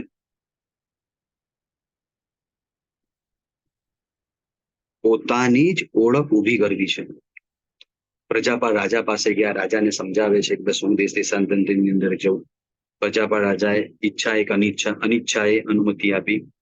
કરમળ પ્રભા માતા પાસે ગયા, માતાના ચરણોમાં બેસે છે, માતાના ચરણોમાં બેસીને માતા પાસે વિનંતી કરે છે, માતા હું દેશ દેશાંતરની અંદર પરિભ્રમણ કરવા માટે જાઉં. માતા કહે છે હું તારી સાથે આવું. માતા કહે છે કે ના, તમે અહીંયા જ રહો, મહિનાની સાથે રહો અને સુખપૂર્વક રહો, હું એકલો જ દેશ દેશાંતરની અંદર જઈશ. મહિનાને સમજાવ્યા, કમળપ્રભા રાણીને સમજાવ્યા, અને સમજાવીને સાથે એક દિવસ નક્કી થયો અને યોગ્ય દિવસે પોતે પરદેશની અંદર જાય છે. એ વખતે મહિના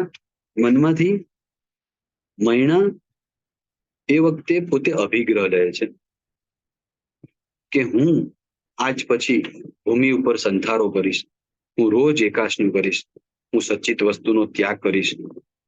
જ્યાં સુધી આપનો સંપર્ક નહીં થાય ત્યાં સુધી હું સંથારા ઉપર જ સૂવીશ. કેવો પ્રીતિ, કેવો પ્રેમ, કેવો આનંદ, એકબીજા માટેનો પ્રેમ ભાવ.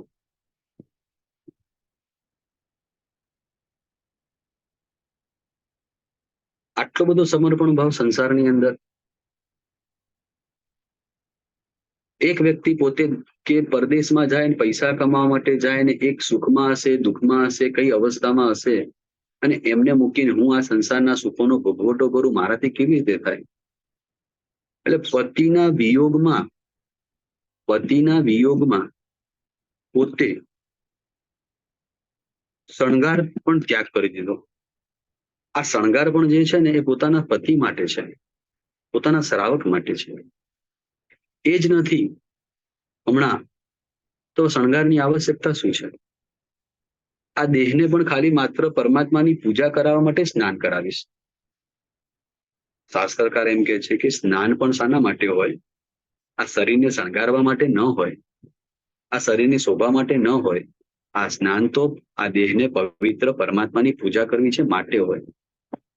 અને આપણે તો દિવસમાં 2 વાર સ્નાન, 3 વાર સ્નાન, અળગણ પાણીએ સ્નાન, મન ભાવે એટલું પાણી વાપરીને સ્નાન, ગમે એટલી વાર સ્નાન, હોળીના દિવસોની અંદર 2 વાર 3 વાર સ્નાન. ક્યાં આપણું જશે? હું મારી સુખશીલતાને છોડી દઈશ. મહિનાએ પોતાની સુખશીલતાને છોડી દીધી. અહીંયા એક યાદ રાખવું બહુ જરૂરી છે આ ભાવમાં, કે યોગ્ય વ્યક્તિની સાથે આપણે જયારે સંપર્ક થયો ને એ દુઃખમાં છે કે સુખમાં છે આપણને ખ્યાલ ના પડે ત્યાં સુધી આપણે સુખનો અનુભવ ન કરી શકીએ. શ્રીપાળ ઘરેથી નીકળ્યા અને એક પર્વતના શિખર ઉપર જાય છે અને એક યોગી ભગવાનની સાધના કરતા હોય છે. પુણ્યવાન મહાપુરુષો જ્યાં જ્યાં પગલા મૂકે ને પુણ્યના યોગ્ય સંપત્તિ, સગવડ ને બધું જ એમને પ્રાપ્ત થઈ જાય. એ યોગી પુરુષનું સાનિધ્ય મળ્યું. એ યોગી પુરુષ વર્ષોથી સાધના કરતા હોય છે પણ છતાં પણ એને સાધનામાં સફળતા નથી મળતી. વર્ષોથી સાધના કરે છે છતાં પણ સાધનામાં કોઈ સફળતા નહીં. અને જેવા પુણ્યવાન મહાપુરુષ એવા શ્રીપાલનું સાનિધ્ય મળ્યું ને તરત જ કામ થઈ ગયું.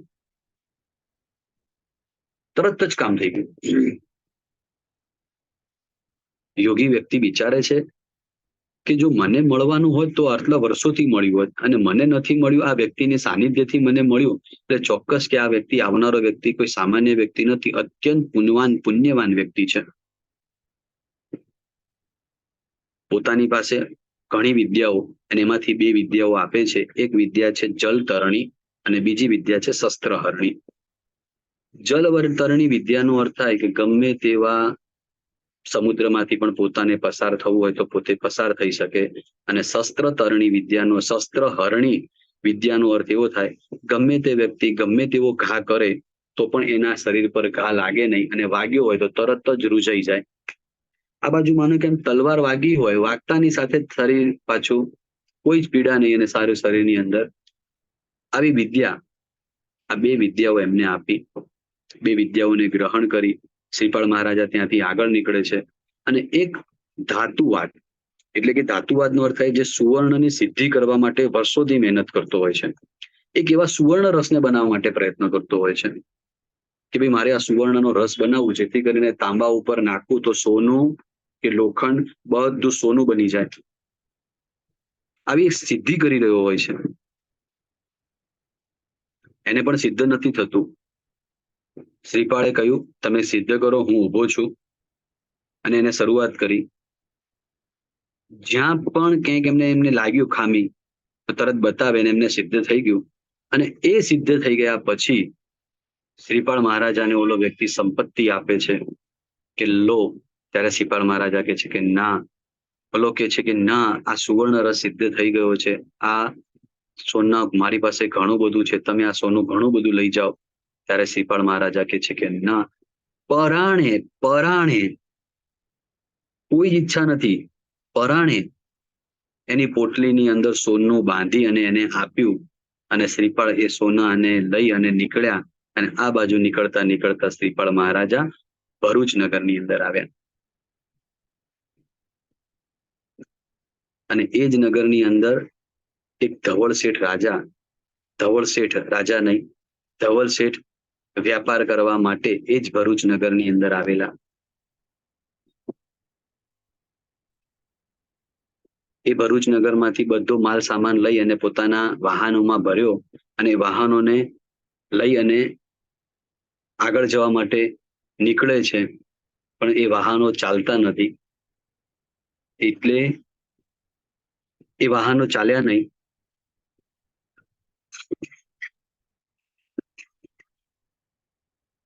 એ વાહનો ચાલતા નથી એટલે પોતાની આરાધ્ય જે દેવી હતી એ દેવીની પોતે સલાહ લે છે. અને ત્યારે આરાધ્ય દેવી એમ કહે છે કે તમે કોઈક ઉત્તમ 32 લક્ષણા પુરુષવંતી તમે બલિ આપો અને એ બલિ આપશો તો એના પ્રભાવે તમારા વાહનો ચાલતા થઈ જશે, તમારા વાહનો ચાલતા થઈ જશે. એ રાજા પાસે જાય છે કે 32 લક્ષણવંત અમને કોઈ પુરુષ આપો જેથી કરીને અમે એની બલિ આપી શકીએ અને અમારું વાહનો ચાલે. ત્યારે રાજા એમ કહે છે કે ભાઈ જો કોઈ ગામમાં અજાણ્યું કોઈ હોય, જેનું કોઈ પરિચય કોઈ ન હોય, દેશ દેશાંતરથી આવેલું હોય, આગળ પાછળ કોઈ ન હોય, એવા વ્યક્તિને લો અને તમે એની બલિ આપી દો. 10,000 સુભટો ભેગા થયા અને ગામમાં નીકળ્યા. અને એ વખતે શ્રીપાળ મહારાજા એક વૃક્ષની નીચે સૂતા હોય છે અને બધા આવીને લલકાર ફેંકે છે કે ચાલો, અમારા શેઠની આજ્ઞા છે કે તમને લઈ જવાના છે અને તમારી બલિ આપવાની છે. અને એ વખતે 10,000 સુભટોની સાથે શ્રીપાળ મહારાજાનું યુદ્ધ થયું. આ બાજુ એકલા શ્રીપાળ મહારાજાને, આ બાજુ 10,000 લોકો. ખાલી એ કલ્પના કરીએ અત્યારે એ કેવી ઘટના હશે, કેવું એમનું શરીરનું બળ હશે. 10,000 લોકો ને હરાવ્યા અને શ્રીપાળ જીત્યા. 10,000 લોકો પાછા આવ્યા અને આવી અને ધવળ શેઠને કહે છે કે એ તો બહુ અત્યંત બળવાન છે. ધવળ શેઠ એમની પાસે આવે છે અને વિનંતી કરે છે કે અમારું આ ગામમાં આવ્યા છીએ, અમારું કોઈ સગું નથી, પરદેશથી આવ્યા છીએ, અમને કંઈક અમારા વાહનોને ચલાવી આપો તો તમારો ઉપકાર. એ વખતે શ્રીપાળ એમ કહે છે કે તમારા વાહનોને ચલાવી તો હું આપું, પણ એના બદલામાં મને શું આપશો? ત્યારે શ્રીપાલને ઓલો ધવળ શેઠ કહે છે કે હું તમને વાહન ચલાવી આપો તો હું તમને 1 લાખ સોના મોહર આપું. અહીંયા બહુ એક મહત્વની વસ્તુ છે આપણા માટે. જ્યારે ઓલો સુવર્ણ વાળો વ્યક્તિ સામેથી સોનાના ઢગલા આપે છે અને એ વખતે શ્રીપાળ ના પાડે છે અને અહીંયા સામે ચાલીને એમ કહે છે કે 1 લાખ સોના મોહર તમે મને આપો, આવું કેમ? તો એનું કારણ એક જ છે કે જ્યારે ઓલો વ્યક્તિ આપતો હતો ને ત્યારે પોતાનો કોઈ હક નહોતો અને અહીંયા પોતાનો હક છે. જીવનની અંદર ક્યારે પણ કોઈ પણ અણહકની વસ્તુ આપણે લેવાની ઈચ્છા પણ રાખીએ ને, એ ક્યારે અણહકનું ક્યારે કોઈનું પણ ન લેવાય. આપણો હક હોય ને તો તમે અધિકાર કરી શકો, આપણો હક હોય તો તમે અધિકાર કરી શકો છો, પણ આપણો હક ના હોય ને ત્યાં તમે એક વસ્તુ પણ આપણે માંગી ન શકો. અધિકારનું કદાચ ન જતું કરાય, પણ અણહકનું ક્યારે ન પણ લેવાય.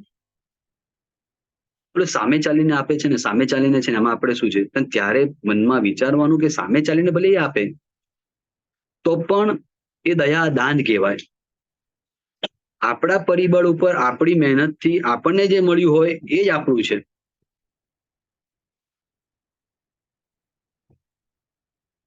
એટલે એ વખતે તો શ્રીપાળે એને કહ્યું કે ભાઈ તમે મને લાખ સોના મોહર આપશો, તમારા વાહનોને ચલાવી દઉં.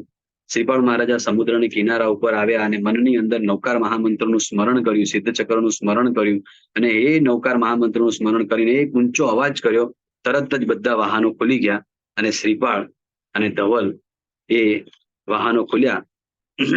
હવે ધવલની અંદર મનમાં વિચાર આવ્યો કે આ વ્યક્તિ કોઈ સામાન્ય વ્યક્તિ નથી, આ કોઈ પુણ્યશાળી વ્યક્તિ છે.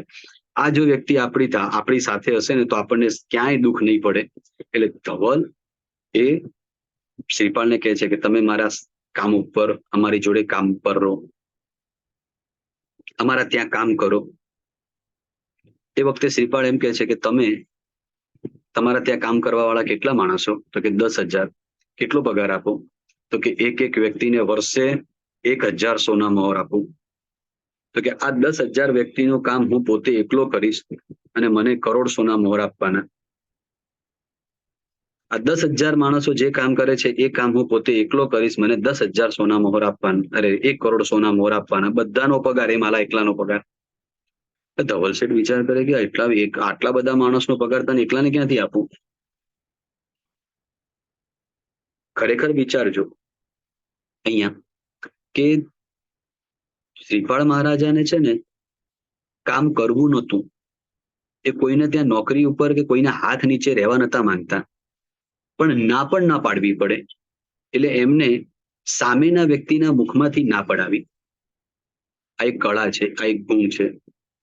સામેના વ્યક્તિને ના પાડવી એના કરતા એ વ્યક્તિ આપણને ના પાડી દે એમાં વધારે લાભ. આપણને કોઈ કામ ભળાવે ને આપણે ના પાડી દઈએ કે હું કામ નહીં કરું, એ વસ્તુ જો કામ કરી આપો તો ઉચિત જ છે. કોઈ પણ કાળે કોઈ પણ વ્યક્તિ આપણને કામ ભળાવે અને આપણે કામ કરી આપો તો એ ઉચિત જ છે. પણ જો આપણે એ કામ કરવામાં સક્ષમ ના હોઈએ અને આપણે ના પાડવી એના કરતા એ કોઈક એવું રીઝન આપીએ કે જેથી કરીને સામેનો વ્યક્તિ ના પાડે આપણને. નોકર થઈને રહું, નોકર થઈને તારી પાસે નોકરી કરું એના કરતા તો હું એકલો આનંદમાં છું. ના નથી પાડવી, રસ્તો નીકાળ્યો, સામેની વ્યક્તિ જ નિષેધ કરી દીધો કે આટલા બધા કરોડ સોના મોહર તો તમને હું કેવી રીતે આપી શકું? આટલું તો મારી પાસે સામર્થ્ય નથી. તો કઈ વાંધો નહીં, મારે નથી રહેવું. ધવળ મનમાં ચિંતામાં આવ્યા કે હવે શું, હવે આ તો કામ નહીં કરે તો. અને ત્યારે શ્રીપાળ એમ કહે છે કે ચિંતા નહીં કરો, હું તમારી સાથે દેશ પરદેશની અંદર આવીશ અને એના પ્રતિક રૂપે હું તમને ભાડા પેટે હું પણ તમને સામેથી સોના મોહરો આપીશ. હું દર મહિને તમને ભાડા પેટે 100 સોના મોહરો આપીશ. ધવળનું તો કામ થઈ ગયું. તો કે આપણી સાથે છે, આપણું કામ થઈ જશે અને સામે ચાલીને પૈસા આપશે. જ્યારે વૃત્તિ જ ખરાબ હોય ને હંમેશા ખરાબ જ થાય. આપણી પ્રવૃત્તિ ખરાબ હોય છે અને ખરાબ થાય છે એવું નથી હોતું. આપણી અંદરની વૃત્તિઓ ખરાબ હોય છે ને ત્યારે બધું જ ખરાબ થઈને ઉભું રહે. ધવલની વૃત્તિ અત્યંત ખરાબ. પૈસા લઈ લેવા, પડાવી લેવા, દુઃખ આપવું, મારી નાખવા, ઝૂંટી લેવા, કોઈકના ઉપર આક્રમણ, બધી ધવલને પૈસા માટે બધું જ કરવા તૈયાર છે. આ બાજુ ધવલ અને શ્રીપાળ વાહનમાં બેસી અને એક દેશની અંદર જાય છે, પરદેશની અંદર. અને સૌથી પહેલા બબ્બર નામનો કોઈ કોટ એ કાળની અંદર ત્યાં વાહન આવીને ઉભું રહ્યું અને વાહન આવી અને ત્યાં પોતે વેપાર કરવા માટે જાય. એટલે એ બબ્બર કોટના જે વાહનો ત્યાં ઉભા રહ્યા તો ત્યાંના સૈનિકો આવ્યા અને એ સૈનિકો આવી અને ધવલ શેઠ પાસે ટેક્સ નાખ્યો કે ભાઈ તમે અમારા દેશની અંદર આવી અને વ્યાપાર કરો છો તો એના પ્રતિક રૂપે તમારે એમને થોડું ટેક્સ ચૂકવવું પડે. સૈનિકો ઓછા અને આ બાજુ 10,000. એટલે ધવલ કે ટેક્સ નહીં ચૂકવું. સૈનિકોની સાથે યુદ્ધ થયું, સૈનિકો હાર્યા, ઓછા હતા, રાજા પાસે ગયા અને એ વખતે રાજા બબ્બરના રાજા આવી અને ત્યાં ઘમાસણ યુદ્ધ કર્યું, 10,000 સૈનિકો ભાગી ગયા અને ધવલ શેઠને પકડી અને એક બંદી બનાવી દીધા અને ઊંધા માથે લટકાવી દીધા. આ બાજુ શ્રીપાળ ધવલ શેઠ પાસે ગયા, જોયું 10,000 વ્યક્તિઓને તમે કામે રાખ્યા પણ તમારા કામે કોઈ જ ન આવ્યું. જો મને તમે રાખ્યો હોત તો તમારું કેટલું કામ કરી આપત, તમારી કેટલી રક્ષા કરત. યોગ્ય અવસર આવે ને ત્યારે યોગ્ય શબ્દ બોલવાના હોય. અયોગ્ય અવસર હોય ને ત્યારે ગમે એટલા શબ્દો બોલો ને તો કોઈ મહત્વનું નથી.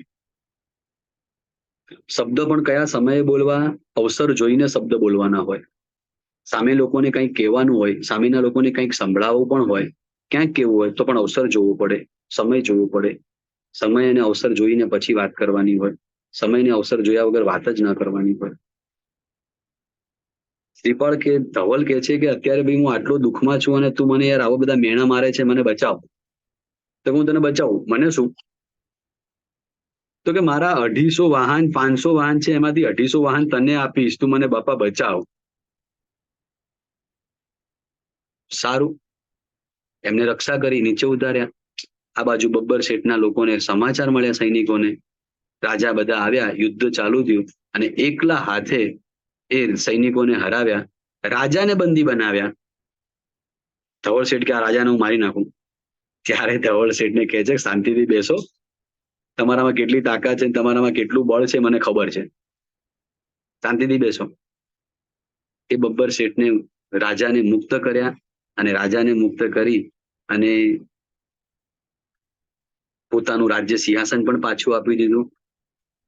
કારણ કે કોઈ વખત છે ને કોઈ આ લોકોને યુદ્ધ કરીને બીજાનું પડાવી લેવું ને બીજાનું લઈ લેવું ને આવી બધી વૃત્તિઓ છે ને કોઈ કાળે મહાપુરુષોમાં ન હોય. બીજાનું લઈ લેવાની વૃત્તિઓ છે ને એ સંસારના લોકોમાં હોય. સાધક લોકોમાં બીજાનું પડાવી લેવાની વૃત્તિ હોય જ નહીં.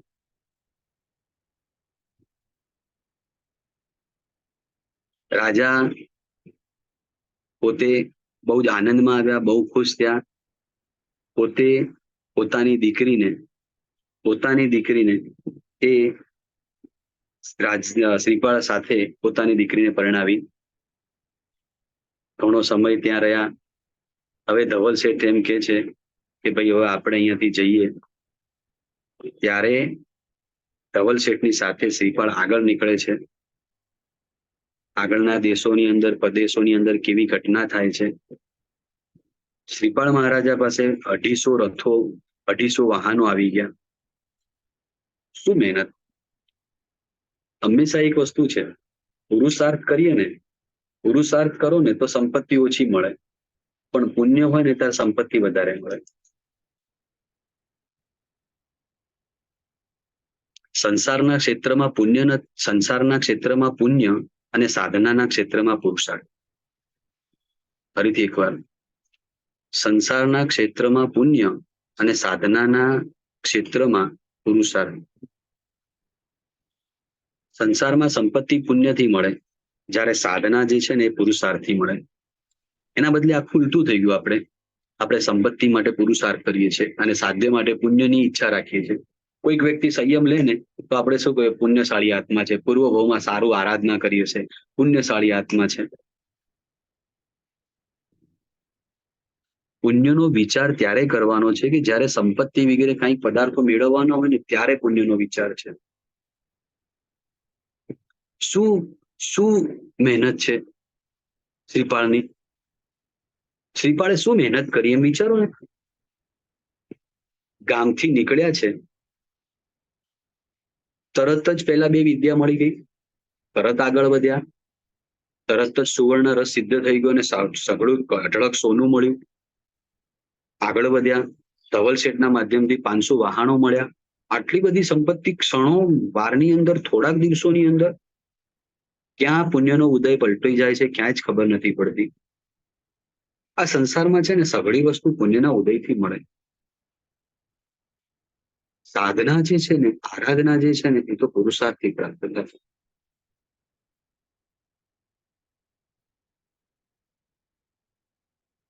આરાધના માટે બેસી રહ્યા છે, મનની અંદર વિચાર કરીએ છીએ મળશે મળશે મળશે, આરાધના થશે થશે થશે, પણ જીવન પૂરું થઈ ગયું, હજી સુધી આરાધના ન થઈ. પુણ્ય હશે ને કોલસામાં હાથ નાખશો ને તો પણ સોનું થઈને બહાર નીકળશે. અને જો પુણ્ય જ નહીં હોય ને તમે હીરામાં પણ હાથ નાખશો ને તો કોલસા થઈ જશે. પુણ્ય હશે, કોલસામાં પણ હાથ નાખશો તો પણ સોનું થશે, અને પુણ્ય નહીં હોય ને તમે હીરામાં પણ હાથ નાખશો ને તો પણ કોલસા થઈ જશે. પુણ્યનું મહત્વ છે ભૌતિક જગતની અંદર.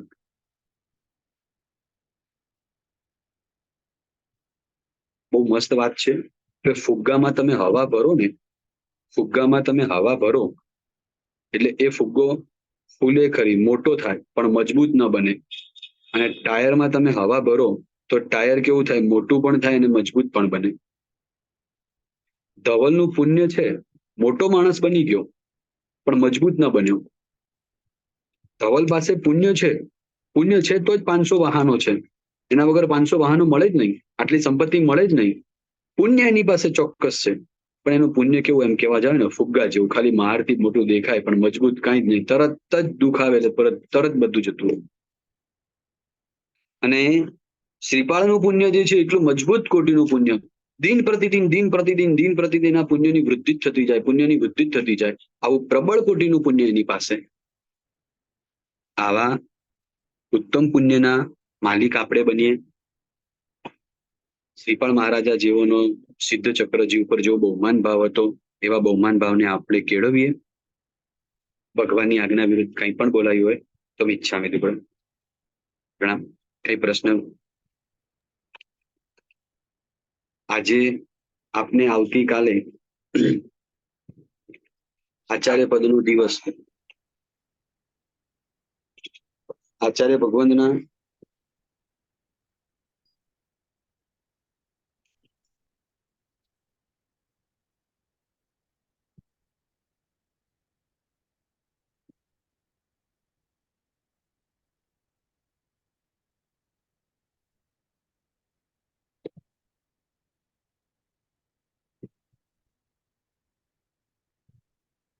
આપણે કાલે આચાર્ય પદ, આચાર્ય ભગવંતના 36 ગુણો છે, 36 પ્રદક્ષિણા, 36 ખમાસણા, 36 શ્લોકદોષનો કૌશલ, 36 સાથિયા, 36 ફળ, 36 નૈવેદ્ય. આચાર્ય ભગવંતનો વર્ણ પીળો છે. કેસરિયા કરવાના હોય, શાસન માટે સમર્પિત થવાનું હોય. આચાર્ય ભગવંતો શાસન માટે સમર્પિત મહાપુરુષ છે. એટલે આચાર્ય ભગવંતનો વર્ણ પીળો. એક ધાનનું આંબિલ કરીએ તો ચણાનું આંબિલ 20 નોકાર વાળી ગણવાની. ઓમ રીમ નમો આયરિયાણમ, ઓમ રીમ નમો આયરિયાણમ, આની જાપ કરવાનું અને સુખપૂર્વક આંબિલ કરવાનું. જે આંબિલ કરે છે એમને પીરસવું, જે આંબિલ કરે છે એમની સુખ સાતા પૂછવી. આગળ જે આંબિલ કરી રહ્યા છે એ સઘળા તપસ્વીઓને ભાવપૂર્વક વંદન. બધા તપસ્વીઓ સુખ સાતામાં રહે, બધા તપસ્વીઓ સુખ સાતામાં રહે એવી ભાવના કરવાની. બધા તપસ્વીઓનો તપ સુખપૂર્વક થાય એવી પણ પરમાત્માને પ્રાર્થના કરવાની. બહુ મસ્ત વાત એક છે. એક વ્યક્તિ છઠ કરીને 7 જાત્રા કરવા માટે જતા, એક વાર ગયા પાછા આવ્યા, બીજી વાર ગયા પાછા આવ્યા, ત્રીજી વાર ગયા પાછા આવ્યા. હવે એ વ્યક્તિ ચોથી વાર છઠ કરીને 7 જાત્રા કરવા માટે જાય છે અને ત્યાં બાજુમાં એક ભાઈની સાથે વાર્તાલાપ થાય છે કે ભાઈ 3 વાર છઠ કરીને 7 જાત્રા કરવા માટે આવ્યો પણ થતી નથી ને પાછો જાઉં છું. એ વ્યક્તિ છે ને જેને વાત કરીને એ પરમાત્માના પાસે દેરાસરમાં ગયા અને પરમાત્માને પ્રાર્થના કરે છે અને પરમાત્માને વિનંતી કરે છે કે ભગવાન, આજે આવનારા જે સાધક છે ને એ છઠ કરીને 7 જાત્રા કરવા માંગે છે. ભગવાન, એમની યાત્રા સારામાં સારી રીતે થાય એવું પરમાત્મા આપને ભાવપૂર્વક વિનંતી કરું છું. એ ભગવાન, એમની યાત્રા સુખપૂર્વક થાય, છઠ કરીને 7 જાત્રા થાય. એ ભાઈની છઠ કરીને 7 જાત્રા થઈ ગઈ. આપણે બધા કદાચ તપ ન કરી શકીએ, આંબિલ ન કરી શકીએ, પણ જે લોકો આંબિલ કરતા હોય એને ભાવના તો કરી શકીએ ને. ભગવાન જે લોકો પણ આંબિલ કરે છે બધા સુખપૂર્વક આંબિલ કરે, બધાનું સુખપૂર્વક આંબિલ થાય એવી સારામાં સારી ભાવના કરવાની. પ્રણામ.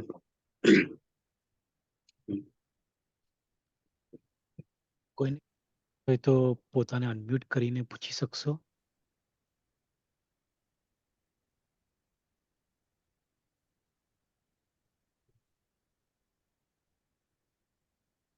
એ કોઈને કઈ પ્રશ્ન? જી પ્રણામ. મને એક પ્રશ્ન છે. હા. શ્રીપાળ રાજા જ્યારે નીકળે છે ને ત્યારે એમના માતા એમને શિખામણ આપે છે, એમાં એવું કે છે કે રાત્રિના હંમેશા જાગતા રહેજો. તો એવું એની પાછળનો શું મર્મ શું છે ખબર ના પડી, કેમ કે રાત્રે તો બધા સુઈ જ જતા હોય ને. હા, રાત્રે બધા સુઈ જતા હોય. એનો મર્મ એ હોય કે આપણે કે કઈ પણ વ્યક્તિ આપણને આપત્તિ આવવાની હોય ને ત્યારે સજાગ રહેજો. રાત્રિમાં જાગતા રહેજો એનો મતલબ કે સજાગ રહેજો. કોઈ પણ વ્યક્તિ તમને કંઈક ગાંડા ના બનાવી જાય, તમને કંઈક ઉલ્લુ ના બનાવી જાય, તમને મૂર્ખ ના બનાવી જાય. એટલે રાત્રિમાં જાગૃત રહેવાનો મતલબ જ આ કે તમે સજાગ રહેજો. આપણે ઘણી વાર એમ કહીએ કે કોઈ આપણે રહેતા હોય આપણે સજાગ ના રહીએ અને કોઈ આપણને નુકસાન પહોંચાડી દે, કે આપણી પાસે કોઈ સંપત્તિ હોય, સંપત્તિ પુરુષાર્થ કરીને મહેનત કરી અને આપણને ગાંડા બનાવી જાય, મૂર્ખ બનાવી જાય, અને આપણી પાસે જે સંપત્તિ હોય ને બધી લૂંટી જાય, તો શું કહેવાય કે આપણે સજાગ ન રહ્યા, એટલે આપણે અંધારામાં રહ્યા, આપણે સુઈ ગયા, આપણને ઊંઘતા મૂકીને બધી વસ્તુ લઈ ગયો એમ કહેવાય વ્યવહારમાં. એમ કે તમે ઊંઘતા ન રહેતા એનો મતલબ જ આ રાત્રે જાગતા રહેજો, કે સજાગ રહેજો. તમારી પાસે કોઈ સંપત્તિ લઈ ન જાય, તમને કોઈ મૂર્ખ ન બનાવી જાય. કારણ કે દેશ દેશાંતરમાં પરિભ્રમણ કરવા જાઓ એટલે સ્વાભાવિક વસ્તુ છે કેટલાય લોકોનો ભેટો થાય અને એ લોકો મૂર્ખ પણ બનાવી જાય, અને પોતે મૂર્ખ બની જાય તો કેવી રીતે ચાલે? એટલે માતાની શિખામણ તો આપે જ માતા.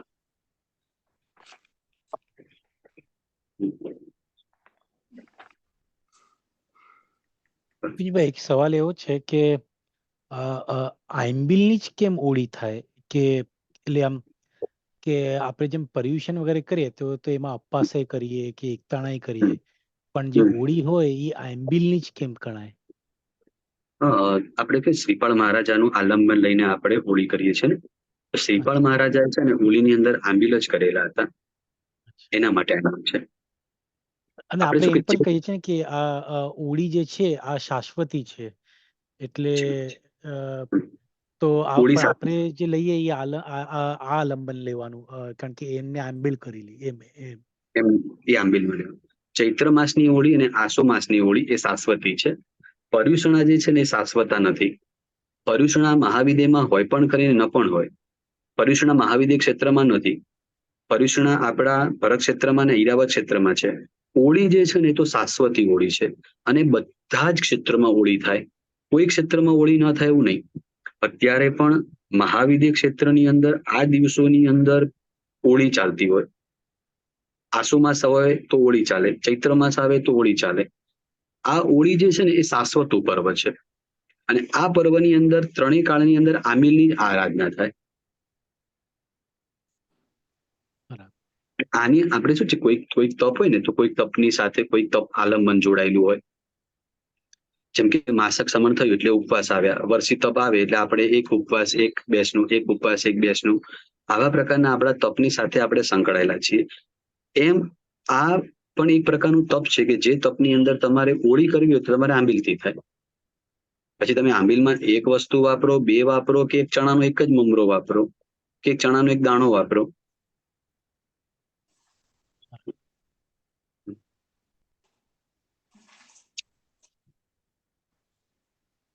આપણો સમય થઈ ગયો છે, પણ કોઈ પ્રશ્ન છે? એક છેલ્લી વાત કરી હતી, જો અનુકૂળતા હોય તો વિરેનભાઈ, હાજી. 2 મિનિટ ટાઈમ લીસ્ટ વધારે નહીં લઈએ તો આપણે આવતીકાલ માટે આચાર્ય મહારાજ માટે શું વિધિ બતાડી, પણ એના માટે લોકોને થોડા ભાવ જગાડવા માટે આચાર્ય મહારાજ માટે 2-5 શબ્દો કહી શકશો? હાજી.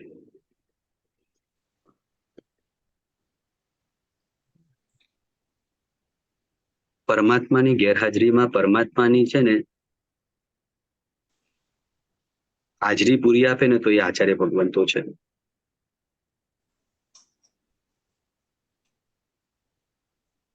પિતાજીની છત્રછાયામાં આપણું જીવન ગયું હોય અને પિતાજી આપણાથી દૂર જતા રહે, તે પિતાજીનો ફોટા ઉપર બેસી અને આપણે પિતાજીને યાદ કરીએ છીએ.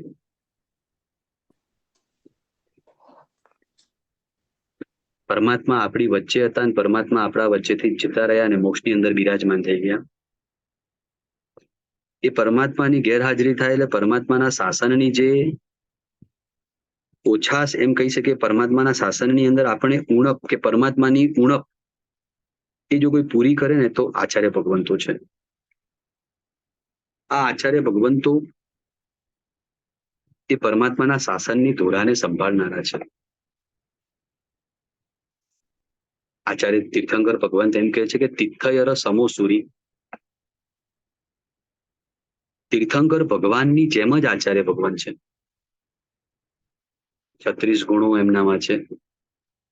5 ઇન્દ્રિયો ઉપર કાબુ રાખે, 4 કસાયો ઉપર કાબુ રાખે, 9 પ્રકારના બ્રહ્મચર્યની વાળોનું પાલન કરે. કેટલા કેટલા પ્રકારના મારા આચાર્ય ભગવંતોની અંદર ગુણો છે. મારા શાસનની ધોરાને સારામાં સારી રીતે સંભાળે છે. પરમાત્મા તમે તો નિર્વાણ પામ્યા,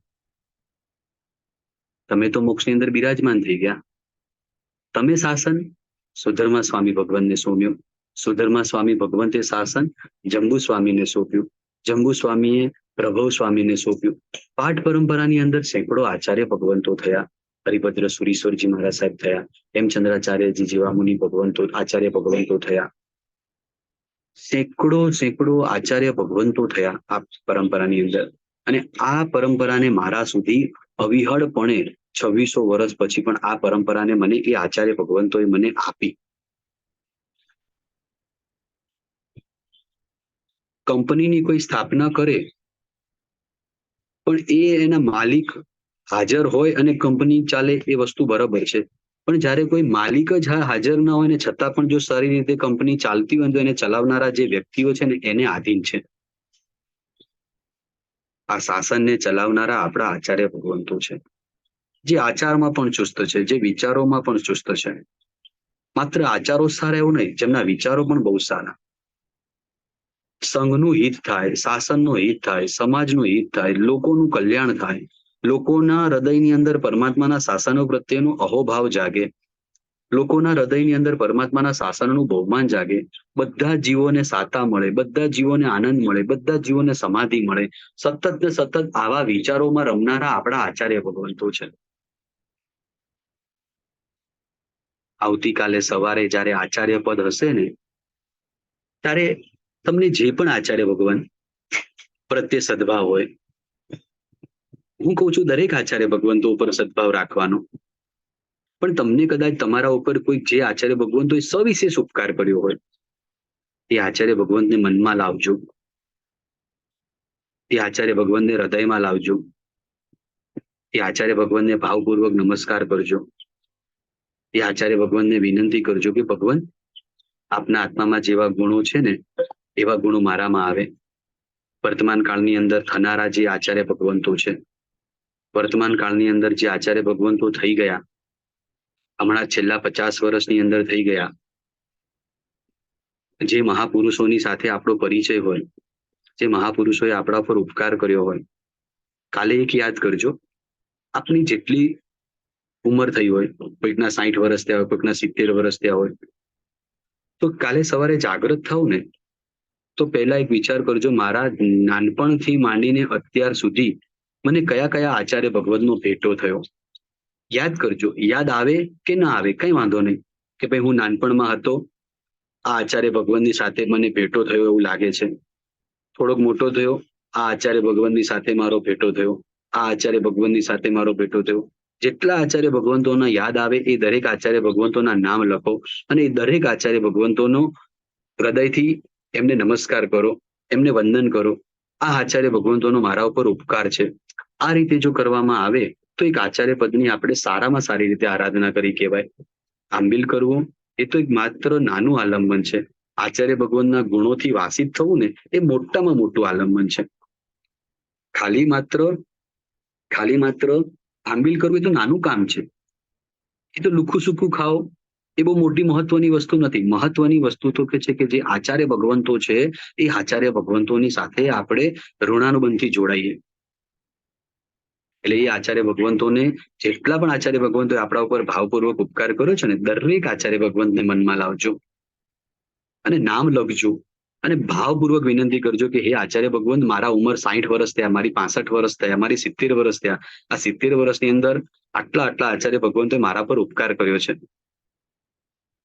ખાલી એક નોટ રાખજો, નોંધ કરજો આટલી, તો એક આનંદ આવશે, મજા આવશે કે આટલા આચાર્ય ભગવંતો મારા ઉપર ઉપકાર કર્યો, આટલા વર્ષોમાં મેં એ આચાર્ય ભગવંતોને યાદ ન કર્યા અને મને આચાર્ય પદના દિવસે એ આચાર્ય ભગવંતોને યાદ કરવા માટેનો મને મોકો મળ્યો.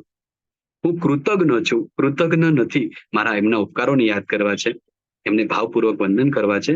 શુભ ભાવ સાથે શુભ ભાવપૂર્વક એ મહાપુરુષોને વંદન કરી અને સારામાં સારી રીતે પરમાત્માના બતાવેલા 9 પદની આરાધના કરજો, સુખપૂર્વક આરાધના કરજો. પ્રણામ.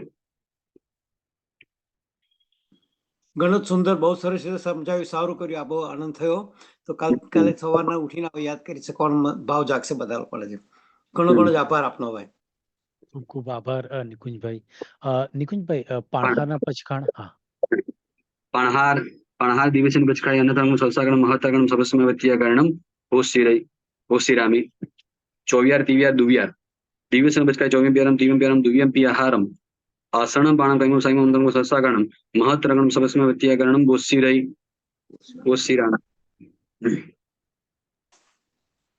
ખૂબ ખૂબ આભાર નિકુંજભાઈ. ખૂબ ખૂબ આભાર. માંગલિક લેજો. માંગલિક સંભળાવ. નમો હરિયાણમ નમો ઉવજ્જાયાણમ નમો લોહી સર્વ સાહુણમ એસો ભંજનમુકારો સર્વ ભાવ પણાસણો મંગલાણમ ચ સભ્યસિમ પડમ હવૈ મંગલમ. સારામાં સારી રીતે આરાધના કરજો, સુખપૂર્વક આરાધના કરજો. પ્રણામ સર્વેને. સાતામાં હશો. પ્રણામ. આપ બધા પણ સાતામાં નિકુંજભાઈ, રહેજો, ખૂબ સાતામાં ખૂબ રહેજો. બચ્ચીઓ સાતામાં હશે. અનુમોદના. બહુ જ સુંદર ખૂબ ખૂબ કર્યું. અનુમોદના. સાતારમાં રહેજો. હશો, બહુ જ આનંદ થયો, ખૂબ જ સરસ. થેન્ક યુ સાહેબ. સાતામાં રહેજો સાહેબ. સાતામાં રહેજો.